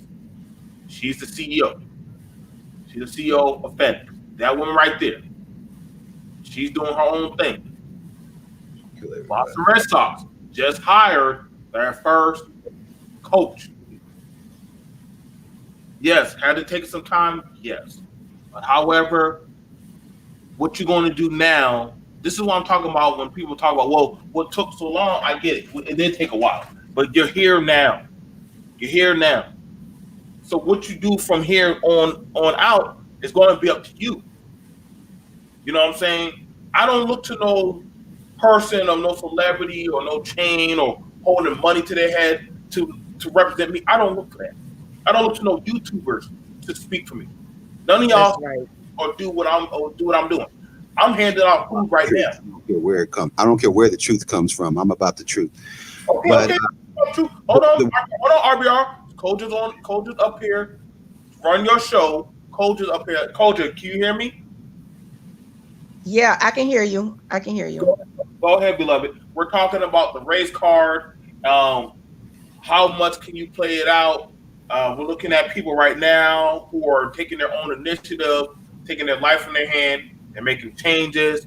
Now, I'm not on no sexism. I'm on, hey, what are you going to do? This is not about that. I was on, what those people did was inspiring. A lady was talking to me. I was on a panel the other day that was talking about, she had a nonprofit. I'm like, you're in Georgia. Y'all got all the land down there. You saying nobody won't donate. You could get a 100% USDA rural loan, and you can get money for infrastructure to buy land. I saw 200, and this is high land because this is a farm already with infrastructure, 266 acres for $900,000. That is a lot because it has development on it. But the basic mortgage on that would be $4,000 a month. That is rent for 4 people. 4 people could go in, and even if you didn't do the USDA rural loan, even if you did a FHA 5% down, 3.5% down, people get $9,000 a year income tax. Some people $7,000 to $9,000. That if 4 people went with their income tax return, they could do that. But we sit there saying what they won't give us. It's a lot of stuff out there. I haven't done the USDA rural loan, but within those loans, you can get money for putting in infrastructure and certain things and use that money to build a couple of houses on it, depending on the zoning and the different things. We wait for other people to build it. Every suburb started out as rural land somewhere. All these suburbs we got now was somebody else rural land. We wait for them to build it and we come. I had tried to do this, I'm going to tell you, for more than 10 years on my job. Like, hey, y'all, because the land prices are increasing in Florida. Let's get together. We ain't got to put no home on the house, but let us all get together and get our income tax return. 10 of us, that's $90,000. We could go and jump on some of these acres and then divvy it up. Nobody took me up. Because I didn't want to go out there as a single female, but 40 acres is what started Rosewood. And that's the irony. It don't even cost that much to buy 40 acres. 5 people could get together and get a loan for 40 acres. If your credit good and you got a job to back it up, you don't even need to have zero down to get it. And I think we need to stop waiting. These same programs that these farmers use that's getting this subsidy, it's the same loans that we can go to a bank. They have indirect loans and direct loans. You just go to a bank and apply for the loan and they approve you. If people credit ain't right, it literally takes less than 6 months sometimes to jump your credit score from the 400s to the 600s. You only need a 580 to qualify for a USDA rural loan. If some people got their stimulus back and you had a few things on your credit, you don't even have to pay nobody. These people say, pay me. YouTube University say, pull your credit on Credit Karma and Credit Sesame. Look at what it is that's finna fall off in 7 years or close to it. Dispute that. The other thing was, call the people. If you owe a few $100s here, offer them something and they'll take it off with the stipulation that they remove it. Then take you $1,000 and go get you a secured credit card. Put less than $200 on it. And in 3 months, your credit score will jump. All you need is a 580. And let's say you get the 580. You don't get the best credit rate, the interest rate, but interest rates are low. By the time you finish in another 3 months, you can go and refinance that for a lower one. No. And I hear what you're saying. I hear what everybody's saying on the panel. What I'm saying. What I'm saying is, if we look at the business model, and I was going to ask BMT before he shut me down. Go ahead. Let's be honest. We talked about the 40 acres and a mule. We're talking about buying land. We're talking about kicking out the people that aren't the same race as us. Where did this business model, this Marxist model, come from? Whose idea was it? Was that an African thing? Is that what they do in Africa? I mean, the world does it. Everybody in the world has done No. What race people? Because they don't do that in Africa. They don't come into a town and steal everybody's land and kill all the black men and then rape all the black women. Black people don't do that. African people don't do that. There's only one race of people that do that. So when we talk about 40 acres and a mule after 450 years of slavery and discrimination, whose business model? Who started that? Who was doing that? Who said, "Hey, we're going to give you this and we're going to give you that" after we enslave you? Who has done that? Genghis Khan has done that. Emperors have done that. Caesar. Yeah. And they did that based on what? On who? On which white race? Okay. So I just named off different leaders who have done that. Who have done that based on white people. Okay, so he was black. What are you talking about? He was doing that before they even met Genghis Khan was black. Oh, okay. All right. Now, so what I'm saying is there's a whole continent of Africa with 54 different countries, and for us to act like it's not is just a damn lie. Okay? And none of those countries are using that business, that 1%, that 1% of the people in Africa have 90% of the wealth, and you have to go to them to get some money to do something. That is a business model that is not ours. It is not African. It is not black culture for R. Kelly and Bill Cosby to get rich, and then everybody else is broke, and then they go to prison. That is not our business model. That is the business model that they have given us because they want us to go to prison. They want us to be failures. They want us to go out there by ourselves and marry Kim Kardashian so they could take us out the game. A better business model would be for 94.3% of black people to control 94.3% of the black, I'm not going to say wealth, because wealth is accumulated assets. Spending power is the money to buy. You can buy that land in Georgia. You could buy the Clippers. You could buy what the Charlotte Bobcats. You can buy with money. You can't buy anything with wealth. So what I'm saying is an economy needs both. All right. So an economy needs buying power, because how did Ray Kroc's ex-wife, how did she become a billionaire?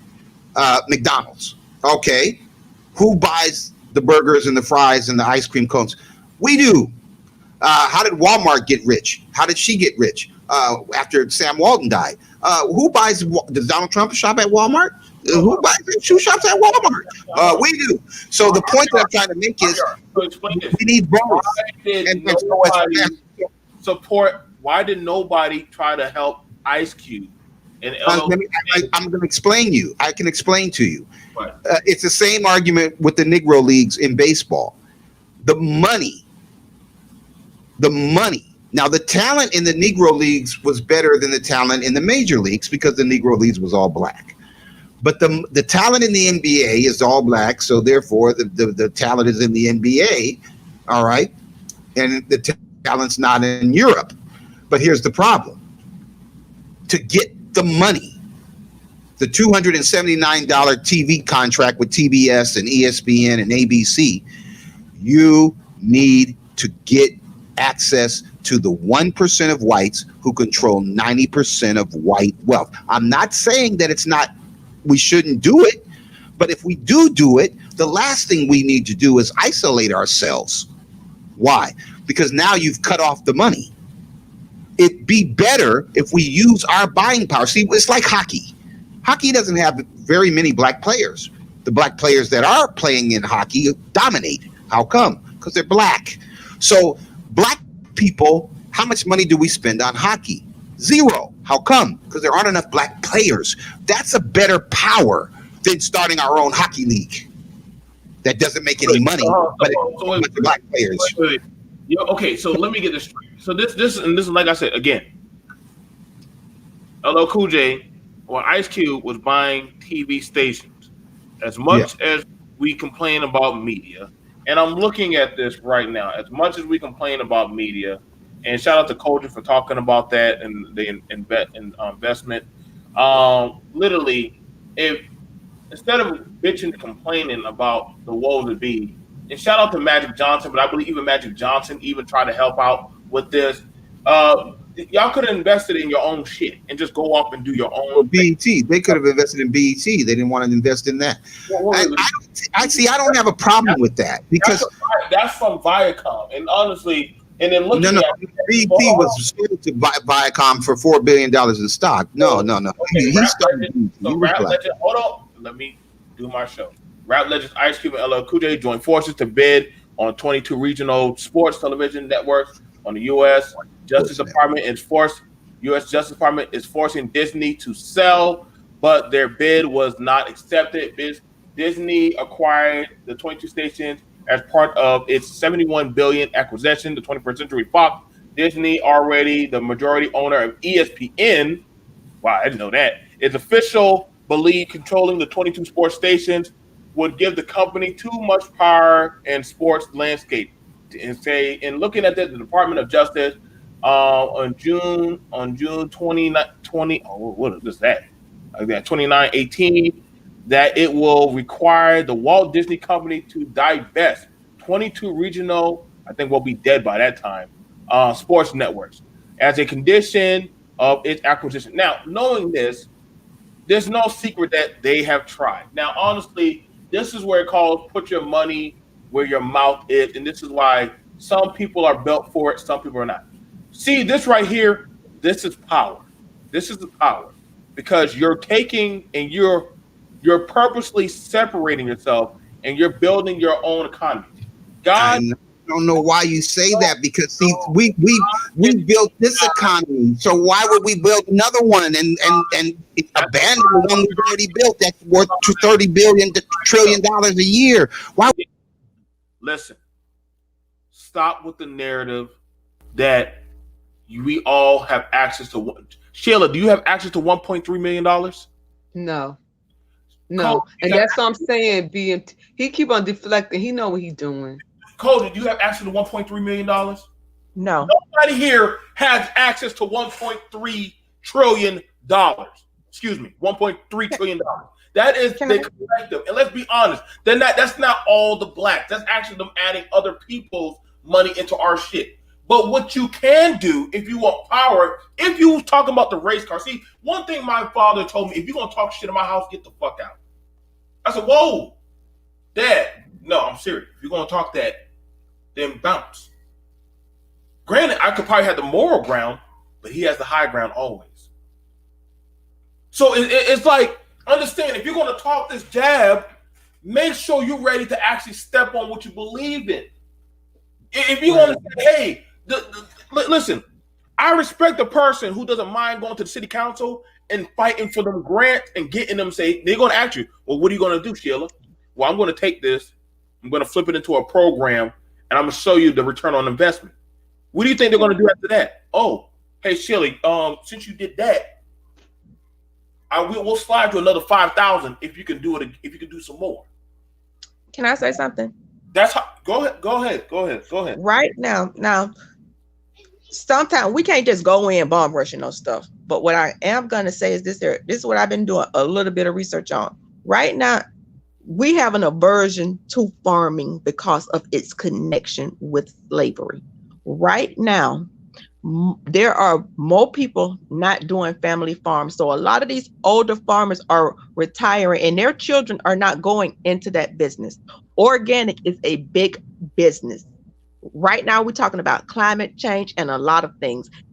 Right now is the time for smaller farmers to begin to produce organic and take over a niche. When you go in Whole Foods, you got bell peppers talk about $4.99 a pound. They cannot mass produce organically on a big level. Right now is the time for Black people to actually come back to some things we are good at. Begin to fill the organic niche market and produce better quality foods, because I'm going to tell you how many times you go in a grocery store and buy fruit and it go in the trash because it's not good, or tomatoes. No, that's correct. Go ahead. And we're having an aversion to that. Farming built this country. We should be using the USDA rural loans, buying up land, and getting into organic. Plus, if we got Democrats in office, we're going to get back onto the Paris Accord and that 75% goal of recycling. One thing what we can do right now is their recycling. We can do vermicompost, and that is a great recycler of vegetative, in addition to paper and stuff. So stop right now. My son in here playing with me. Sorry. Give me a minute. But now we can do that and begin to access. So there's a thing called black soldier fly larvae, which is an organic way, which is basically big black maggots that you use, which is a high source of protein to feed to livestock, fish farming, and things of that nature. That's organic. We can begin to fill niches using the USDA loans, in addition to all of the farmers that are retiring who their children do not want to go in that industry. So we have to use some of the things that are available to us to create us a niche and take over our market.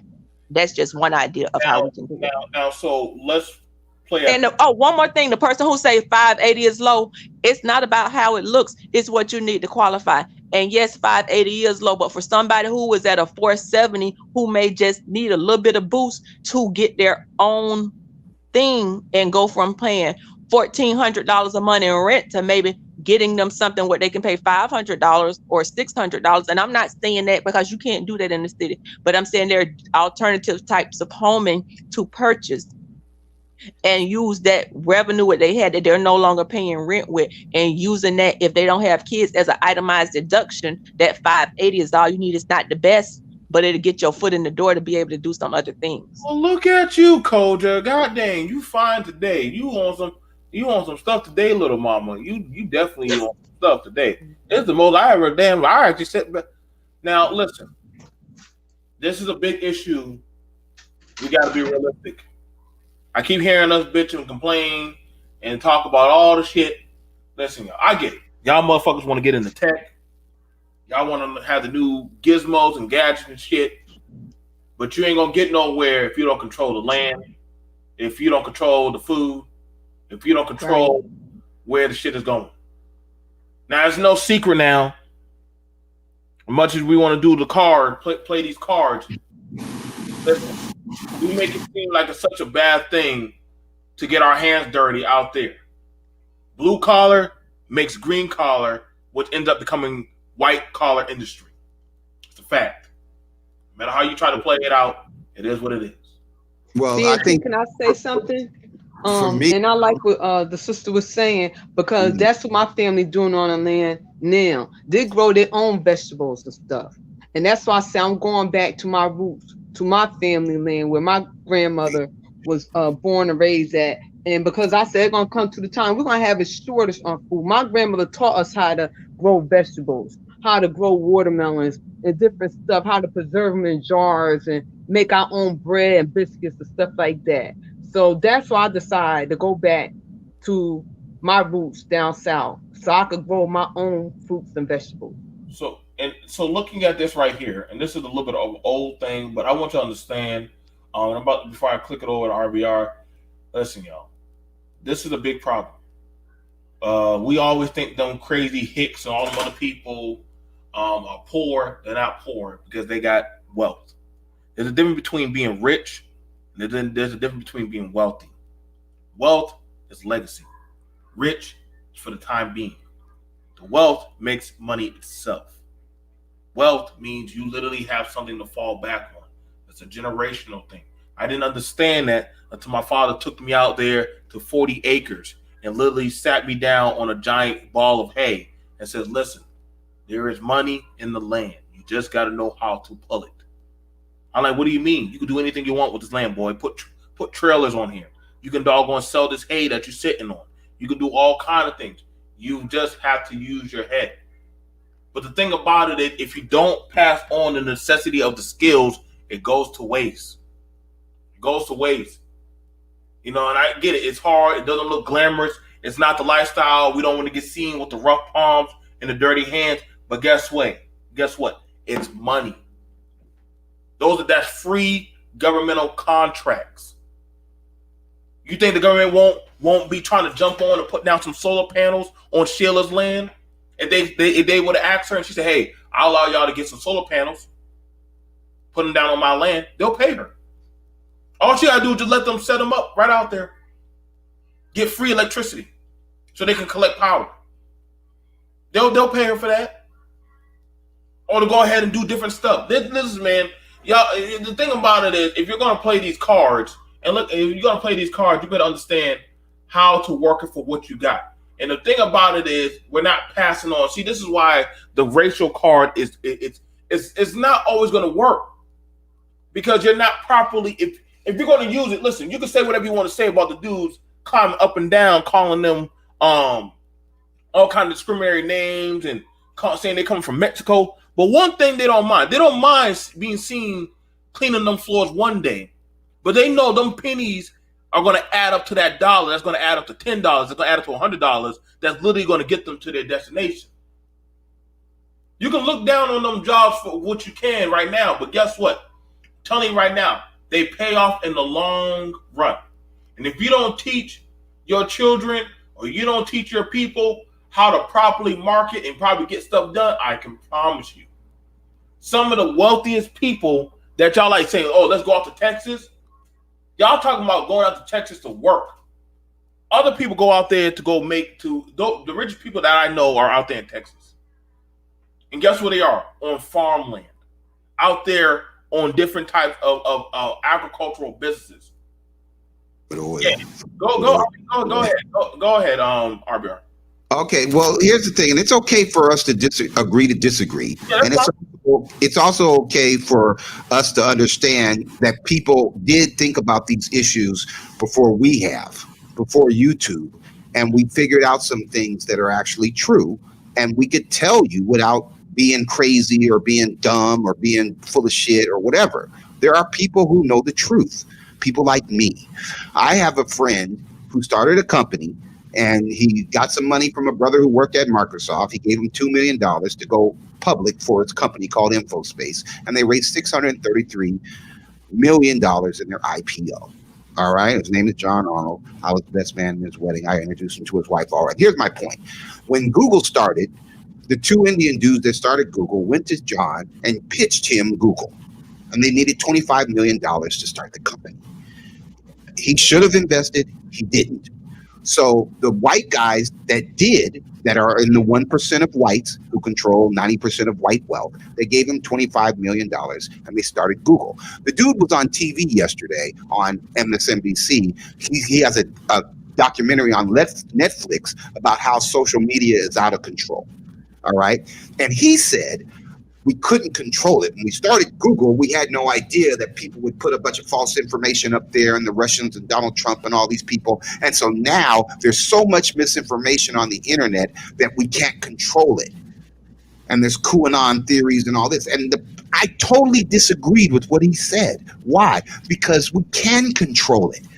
We're doing the media. We're making the media. We're in here miseducating people about wealth versus spending power.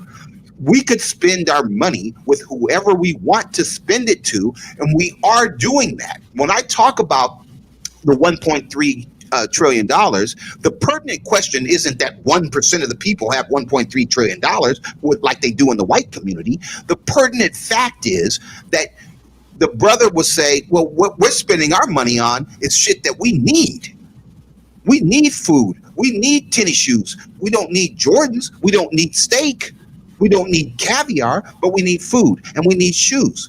And my argument is that power, okay? So they're going to say, yeah, you need a car. Do you need a Benz? Do you need a BMW? So my whole point is we control our spending.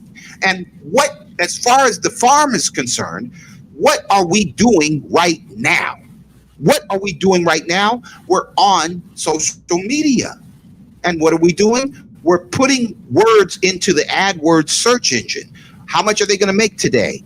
They're going to make $122 million a day. Today, Google is going to make $122 million today. $22 million will be made on Black YouTube.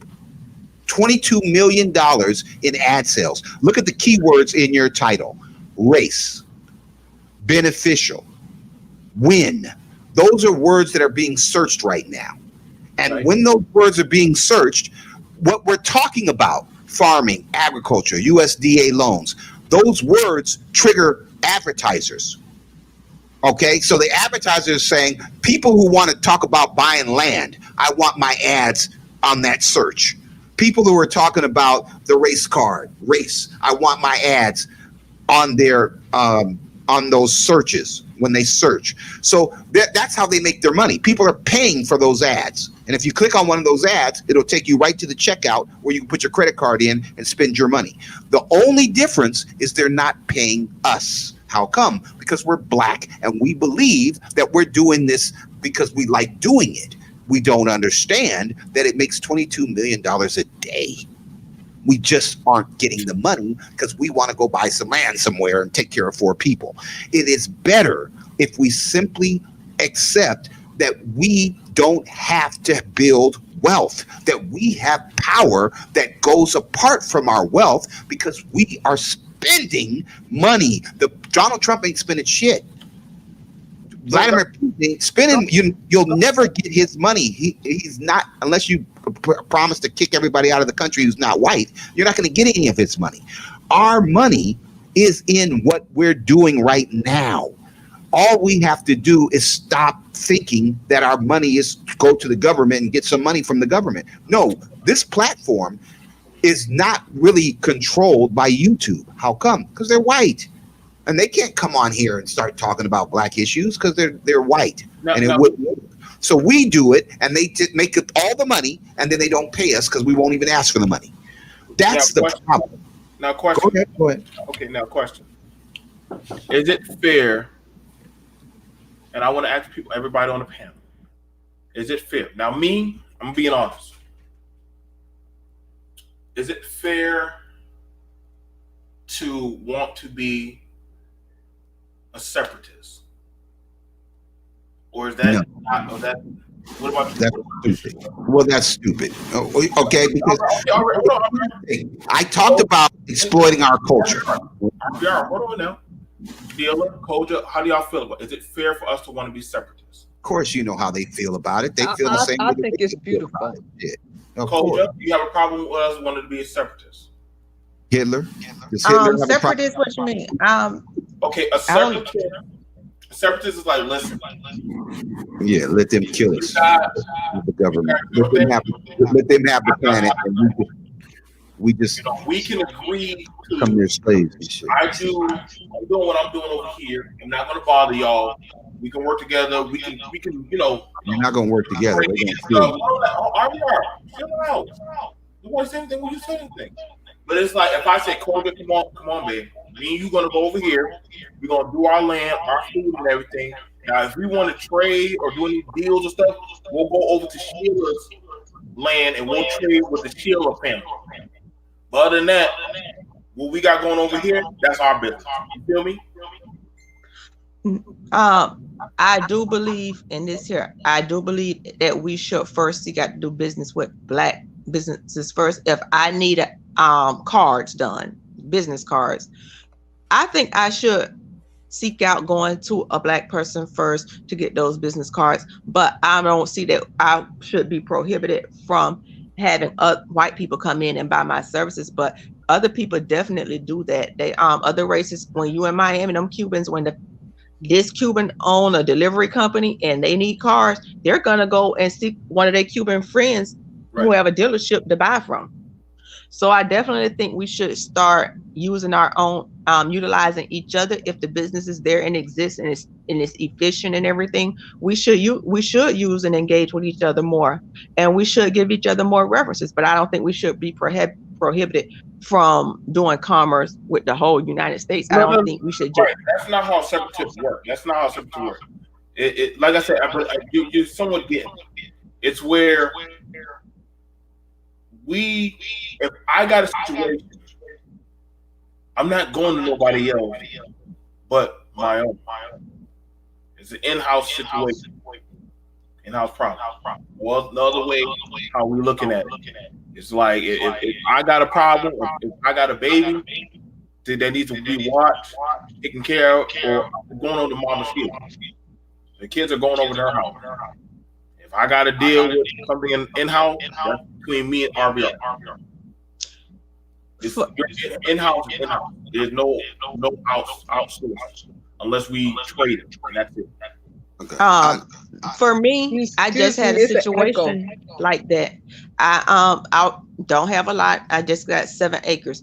I need it clear. I went to Black Farmers Network within Facebook and say, hey, is there anybody in here that clears land? Because I would first like to take, my first opportunity would be to engage with a Black business where I can give them that business. At the present time, I haven't gotten a connection with anyone within my area to do it. So I may have to end up using the guy who Mexican, the mobile home company I'm purchasing the thing from is. I'm in a small rural town and I haven't seen any other advertisers who have a clearing land that are Black. But my first stop and my first option was to go to a Black business. Now, if I can't do that, it doesn't mean that I'm not going to get the business done, but that would be my first stop. And I think that's what we should all do. But sometimes you can't, if the service is not there provided by a Black person, then I have to do other things. No, and that's smart business 101. Like, listen, mute up everyone. The Chinese, and I also need the Chinese don't mind buying out and getting an American or some type of car or something of ours. They'll take it apart, figure it out, or they'll even have somebody from over here come over there, or they'll learn it. That's smart. That's business 101. I don't mind if I had an island sending my child. They had a lot of if you ever watched anything about African history or politics, they would send, some of the more wealthy class Africans would send their children to a UK or higher tier academy or school. They will get the education, they'll learn, and after they're done, guess what they do? They return back. Black oppressed Black people. So yeah, that they go back to I used to go back to oppressed Black. I don't get that. Why do you keep saying you say you got smoke for white people, but then you got a problem with Black people going off and doing their own thing? Well, I do, because what you're doing, and let me just be honest, and don't beat me up for being honest and telling the truth. This model came from white people. The same people who enslaved us and oppressed us for 600 years, who put their neck on George Floyd, these people don't want us here. These people don't want us to have successful businesses. They don't want us to have Wall Street. They don't want us to have Rosewood. There is one answer to these people killing each and every black, non-white person in this fucking country, and that is to stop electing them. Stop making them the governor of Flint and Detroit. Stop putting them in power. They want to kill you. They're a bunch of fucking racists. You want to go separate somewhere? Is that going to stop Hitler?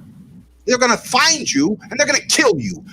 Do not give them this country. I know they've been lying about how superior they are and all that old dumb shit, but do not put these people in power. A better solution is to, I was going to ask the question, is Black YouTube black?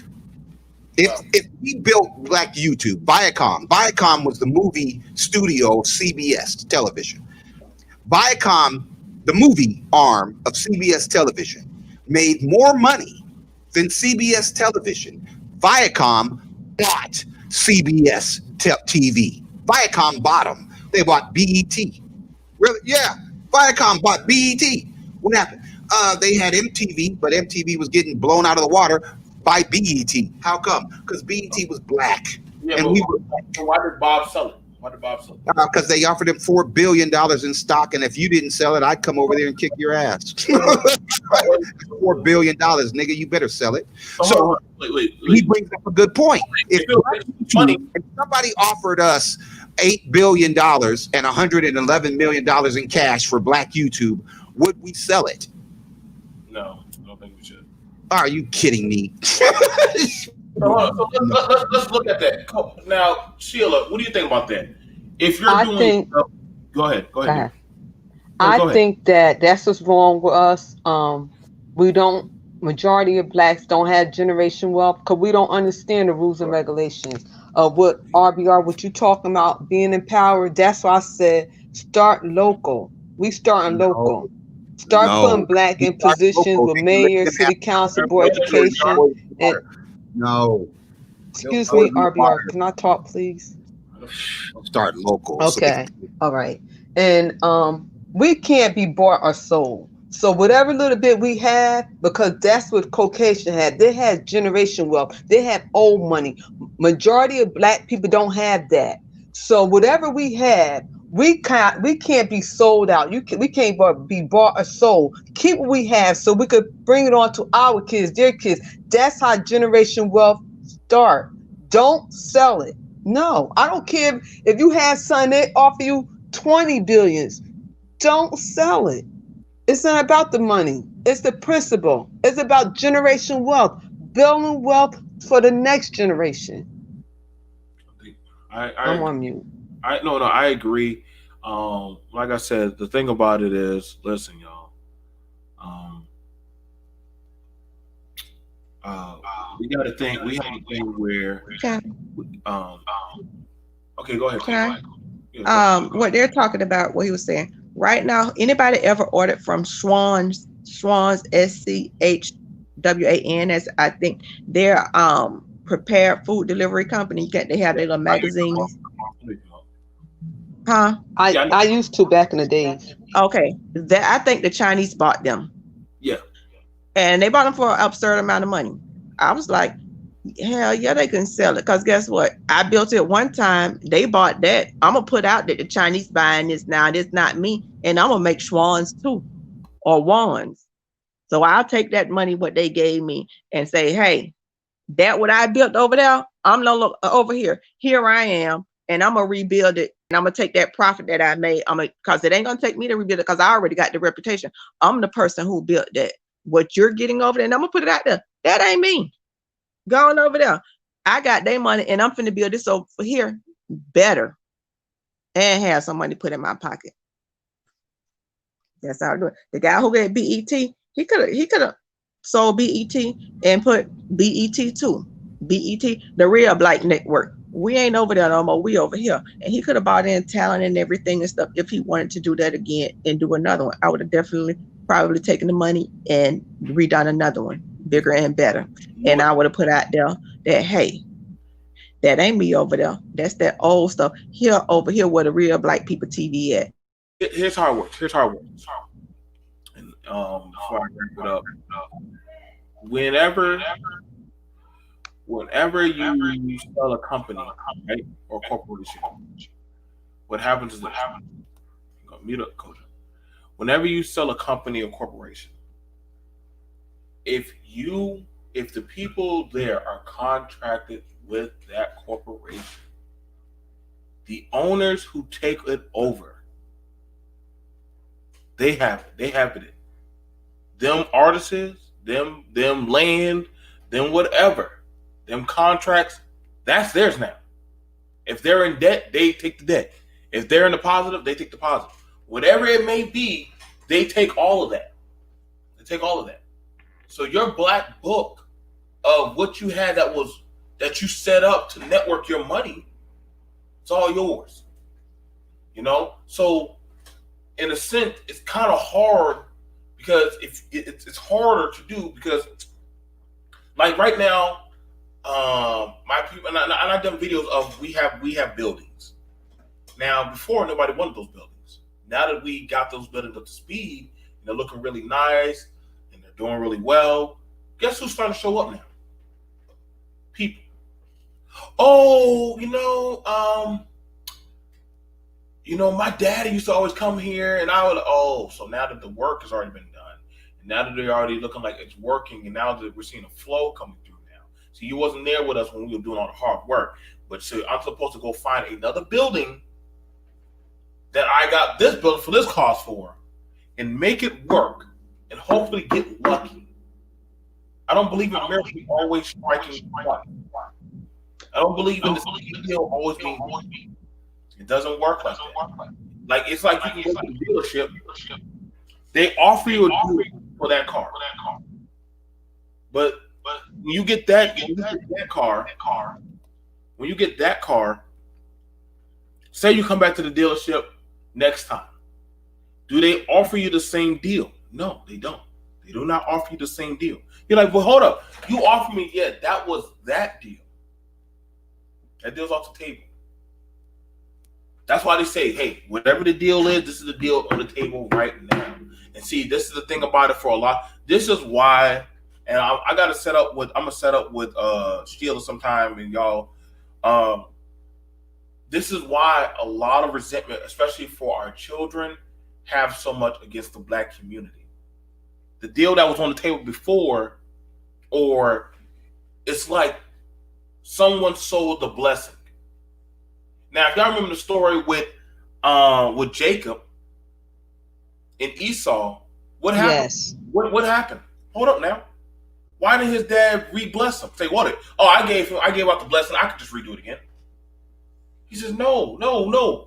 I wanted the first deal. I wanted the first blessing. The first blessing was guaranteed to me all of this. So he said, you robbed me of that. So in doing that, once the first deal is gone, then the children have the resentment. Because now they're like, yo, I got robbed of that. So when you got a lot of kids saying there's nothing, and let's look at this. There's nothing, and I'm going to do a show about that. There's nothing in the black community for me. What they're saying is there's no blessing here for me. Because the blessing's either been sold off or it's gone. Or I can't find it. So what happens? They leave. They don't see nothing in the land. So for those of us who are trying to make the land speak again, it's hard. It's very hard. You know what I'm saying? Shout out to Cody for the 7 acres. And that's an uphill journey. Imagine somebody come up to you right now and said, I'll give you the money for that 7 acres of land. What should go through your mind? Why do they want to buy this land from me so bad? Why do they want that? You got to ask them, why is it that people always want to get you off of that land? Then they take the same land that you got and they flip it and do it better. Now they making what they gave to you, they making double the investment. At one time they said Atlanta was shitty. Now they're kicking all the black folks, and all the other groups are making money off of it. So what was it? it was shitty because we were there, or now, see how they play the card? Now all of a sudden you got your check. Now the black folks, y'all trying to find a place where to live. They living good. Right. You are out in the cold, living out on the outskirts of a city that you were told to go stay at. I'm just saying, man. We didn't want to be farmers anymore. Now all of a sudden you got Latins and whites and hillbilly hippie kids going out there being farmers, making millions of dollars on A&E and Discovery Channel and shit. Your ass is staying in urban ghettos and slums, bragging about sneakers and shoes you'll never own. There's something wrong with that. And that's why we have to start thinking for ourselves. We don't see the value in stuff a lot of time till the white man put his stamp of approval. I'll just use how we dress. When nails came out, the acrylic nails, and we was putting all the designs and this and that, oh, we were so ghetto. I even know people now who actually like those type of nails who won't wear them because the stigma attached to them. But them white girls came out and started doing it. They got them all doing all of that. But it wasn't acceptable. We even called each other ghetto. So they put their stamp of approval on it. We still dog each other about that. You got more white girls with extensions and clip-ins than us. But until they put their stamp of approval on it and make it something, we even do it to ourselves. We got to stop letting them write the narrative. Even right now, we all flocking to move to the suburbs. But you know what they're going to want to do? They're going to want to buy our land out here because guess what? They're tired of living in them CDDD restricted communities where they can't even put a flower pot outside on their door. But we're going to sell up all of our land cheap to go and buy these mini mansions or these houses in the suburbs to be in prison and not be able to do that because they done sold us the dream that living in the suburbs is the thing. Do I want to give up my freedom for what they done sold us? And they're going to be buying our stuff because they tired of living like that themselves. Hold on, Coach. Let's look at that. Let's look at that. Just think now. Look at it. You see it. Whereas I'm seeing people from the north who went up there, kind of migrate down south to get open land, so that way they can have their own freedom. They're separating from everything else. See, let me tell you why you pay for acres of land. What do they say? Privacy is what? Golden? You can do whatever the hell you want to do. You want to walk outside butt naked in your own... I ain't sure y'all have ever done it before, but one time I went outside just half naked in my own property. You know what I'm saying? My old lady like, what are you doing? I'm like, shit, I'm on my own land. Who gonna judge me? She was like, shit. She just took off her top and I said, how do you feel? She like, wow. I said, this is privacy. You out here, nobody can tell you what to do. This walking to be an Adam and Eve of your own shit. See, it's been a long time since you had that kind of power, or any of us had that kind of power. See, on my land, I can teach my kids how to shoot, how to sew, how to do different other stuff. It's mine. It's mine. A lot of us can't even doggone change the oil in our own doggone driveway without getting a ticket. Right. Yep. I got one. So, I mean, you got to understand. You got to understand the power of when it comes to control. And see, when it comes to the racial card beneficial, I mean, we played it to now where I get it. When it comes to being inside those offices, like I said, tomorrow is Saturday. And I definitely, listen, ladies. If y'all know, I need y'all more than ever. Saturday at 4 p.m. Eastern. Email me ASAP. I am going to be having a women's only panel. Women's only panel talking about birth control, contraceptives, and women's rights in the hospital and their reproductive rights of being a mother, femininity. This is y'all story. I have no control. For 2 or 3 hours, I will allow y'all women to discuss how y'all feel about birth control, how y'all feel about abortions, how y'all feel about all this stuff. This is not, I promise you, I will be the best usher in the chat for y'all sanctity and y'all protection to have a discussion on y'all reproductive rights. Were y'all forced into it? Did y'all feel like y'all forced into motherhood? Do y'all feel like y'all are pressured? Do y'all feel like young girls are being pressured? I want to know how y'all women feel. But there is a current switch and change. This is not a talk for men. This is not a talk for men. This is a talk for the Sheila, the Koja. We have Trailer Hood's wife is supposed to be coming through. I got different women. I'm asking them, Classic Ruby, different women. I even encourage if our wife want to come through. I only want the women to talk. Men have no say so in this. Just the women. Y'all have the right to discuss y'all womb.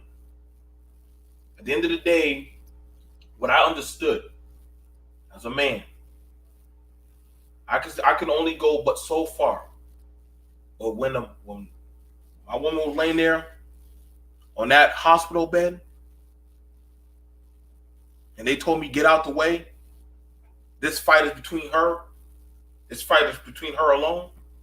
I realized just that I had no say in what she was going to fight. So I understand what some women say, I don't want to do that again. Do you know what a woman loses when they give birth to a child? They almost die every time. People say that's not true. Ask I'm pretty sure Culture will attest to that, and Sheila. There's something different about when a woman makes life, pushes that life out. I know what men like to feel like, yes, 50-50, we do make the baby. But 100%, that 9 months or whatever time, that's all them. So I'd rather have it where the women are full say-so on what they feel about it. It's a BMT special where the women, they will get to discuss on tomorrow, Saturday, on 4 p.m. Eastern, y'all rights of contraceptives and pregnancy in the womb. What is the woman's voice in 2021? I want to hear from y'all. Sheila, I definitely want you to be leading it. I would definitely want you. I feel like you are very I'll be there. balanced mother and elder for that. I would definitely love for you to be there. I was looking for somebody to be over it. I feel like no more than anything sure about it. At 4 p.m. Eastern, if you're possible. I would definitely want you to lead that conversation and definitely talk about it. There will be no men. I want y'all fellas to understand this. In the manosphere or any group, there will be no men on the panel. If Sheila's up there talking about it, that's for Sheila to talk about. Koja, if you can show up, that's fine for you. There will be panel etiquette. There will be no attacking. None of that. This will be sisterhood. Doesn't matter the race, the color, the background. This will be the women talking about it. This will just be the women talking about it. I will drop in. I'm gonna wake up early from working my night shift. The drop in. I know 4 p.m. Eastern. Sansaray, I definitely want you to be there, mamas. I want all you women. Love Wisdom. I want all the women. If you want to come out there, if y'all can come out there. This is y'all conversation. If y'all men want me to do y'all rights, I will do y'all another day where it's just the men. But this one right here, I got a heavy request from the women that they wanted their right. Book for Moses, if you want your wife. I know a lot of y'all don't want y'all women up here, but I feel like this is the time we're in I'm in a neutral zone. So I ain't got I lose no sleep. I don't care what people think about me. But I definitely want to make it stand for the record for 2021 in January, how women, y'all voice on what y'all feel about this. You know what I'm saying? I'm gonna give Sheila the keys to the house, and I'm going to leave out the house. The women are going to take the pillows and throw them on the floor, and they're going to sit down and have their own little women's session. And that's going to be between them. I will be listening, and when they want me to say, okay, BMT, you can shut it off, I will shut it off. That will be between them. Have the conversation. When the men want to have their conversation, then I'll give them the men. I'll give the men that one, and that will be for them to have. But this one on reproductive rights, I have no say over that. I don't. I don't even know where it's going to go. I was going to make up some questions, and I said, who am I? So I balled up the question and I burned it. So this is y'all's fault. I've had 6 children. 2 of my children are gone. I got 4 alive. So I know what it's like to have children on this earth and put lose 2 of my children that are gone. So y'all ladies, please email me. So that way I can keep y'all posted up to date. It's 4 p.m. Eastern.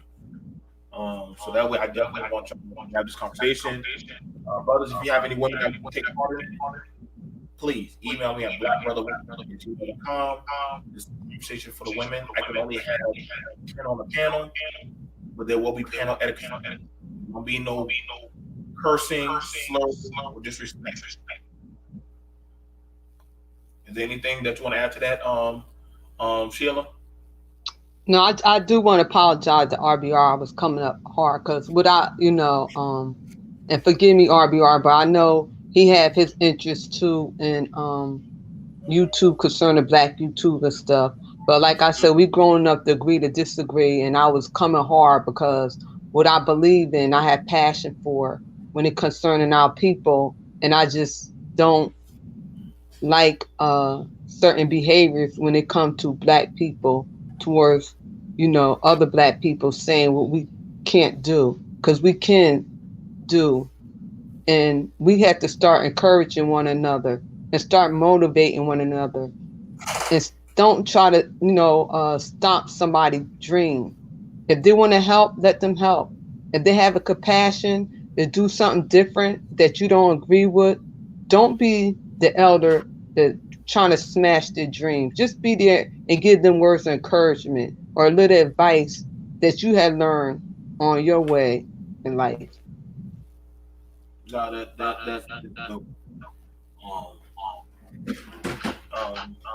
So I gotta go.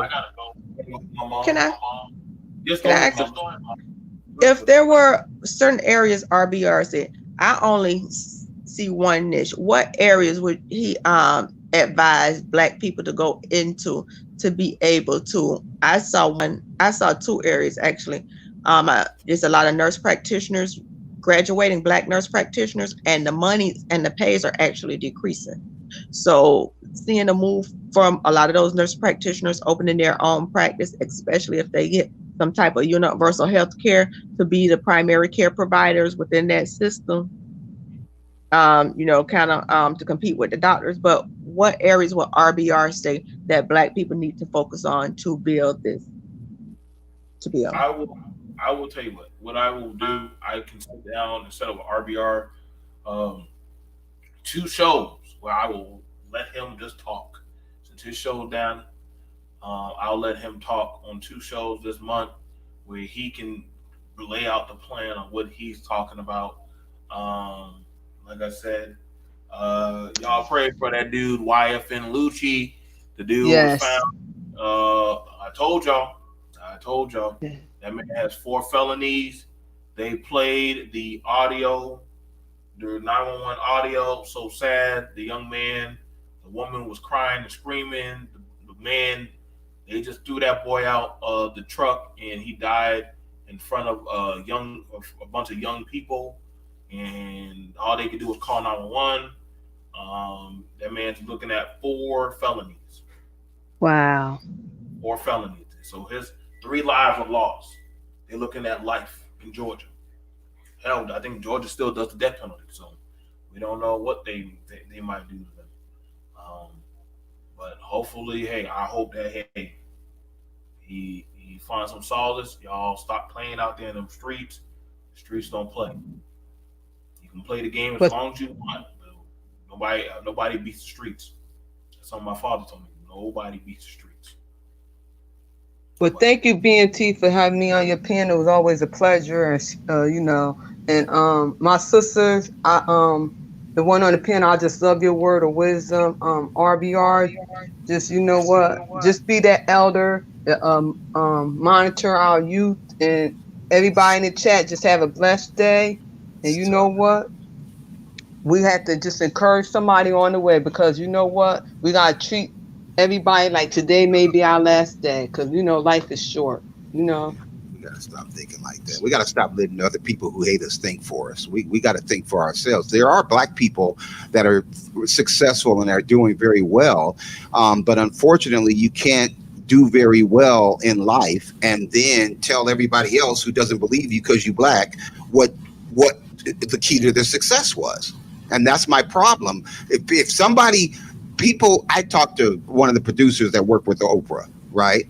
And he told me that she's trying to tell black people to how she became successful, but because they treat her like they treat me, she just tells them that she's blessed. And I said, man, I hate for her to do that because you know damn good well she ain't no more blessed than anybody else. But you try to tell these niggas that these racists do not have your best interests at heart, that they want you to go do an R. Kelly and do a Bill Cosby and separate from everybody else so they can kill you, start a Rosewood, start a Black Wall Street so they could blow it up. They're not trying to help you. These people hate you. These people storm that goddamn Capitol building to destroy the way of life that allows you to get rich and buy land and have rights and all that old shit. They're trying to kill us. And we're taking advice from them. We're using their business model. Come on. To cap off what the sister Cynthia was saying, which warmed my heart because she told these Negroes the truth. If somebody offers you $8 billion for your $2 billion company and $111 million in cash, God damn it, you take it. You don't say, oh, I don't know, I might not be able to make it back. The thing, motherfucker, please. The dude who started Old English, mind it, right? We was doing the Old English commercials and shit, right? And we was doing the rappers had their Old English. We was killing them. And so Miller Beer said, man, what the fuck, man? Buy that shit. Buy Old English. They're killing us. So Miller Beer bought Old English. And for 10 years, mind it, could not create a competing beer company. You know what his son did? The next year, his son started St. Ides, and we kept it pushing. Right? And so that's what happens. You have a plan. Oprah tried to buy the Clippers. She only had $2 billion. Steve Ballmer, the co-founder of Microsoft, had $26 billion. And he said, I bid $2 billion, and Oprah was out. So what did she do? She sold 51% of her company to Discovery Channel Networks, got another $2 billion. Now she has $4 billion. Then she sold 95% of the company for another $2 billion. So she got $6 billion now. And the next time a fucking NBA team comes up, she'll be able to buy it. So the point that me and Cynthia were making was, yeah, don't take the money if you don't know what you're going to do with the money. If you're going to fuck the money off, then don't take it. But if you have a plan for the money, if you're going to buy hotels and resorts and do a Conrad Hilton, or you're going to do a YouTube and you're going to build a platform, then yes, if you know what you're going to do with the money, then you should take the money. Don't ever let somebody tell you not to sell your money. If you look at the kids of rich people, they usually don't do shit. How come? Because they're like Donald Trump. They inherited money and they don't have time to do anything else but spend their fucking money and lie to people. So I don't want you to think Bill Gates ain't giving his kids his money. They're going to have to come up with their own Windows program. And I'm not saying do that. You know what I'm saying. No, that's true. That's true. And I think they're already, all his kids are millionaires. Jeff Bezos' kid, I forgot what he does. He does something different. But yeah, I mean, yeah, they all got something differently coming up. Like I said, I will set up something. I really need y'all sisters to email me. Y'all already, this is my email below, blackbrother123@gmail.com. So that way we can get this popping 4 p.m. Eastern. I will already have it set up. It will be a women's only panel for women that will be talking about this. It's going to be them. Doesn't matter the race. I'm going to be calling around a few sisters. I'm going to, like I said, that way. I believe I have Koja's email, and I think I have Mother Sheila's email. Like I said, this is going to be y'all talk. Sheila's going to be running the panel. I think she was sent as a ram in the bush. But I was like, man, I don't want to run this. It'd be a good panel. But I feel like this is something that I will set up that once out of the month. I'll talk with probably Sheila on the side or Koja or whoever. Koja's mic was only better. I literally want to set it up where I have it where once out of the month I will have a woman do a woman special. That way, it's something that they can do. With BMT, I do have co-hosts that are women, and that I feel like they want stuff that they also want to talk about. Listen, you can't rise without your women. You need your women. No matter what, no civilization can go without their women. You have to have women. You got to make life. I've never seen somebody asexually reproduce. Show me that person. Show me that person, please. So, you guys, I'll see you guys later. I gotta go get to my mom. She's out there. Everybody be blessed. Everyone be blessed. Thank you for having me on, man. Thank you, Sheila, man. All right, Thank you. RBR. Yeah, man. That was the truth, man.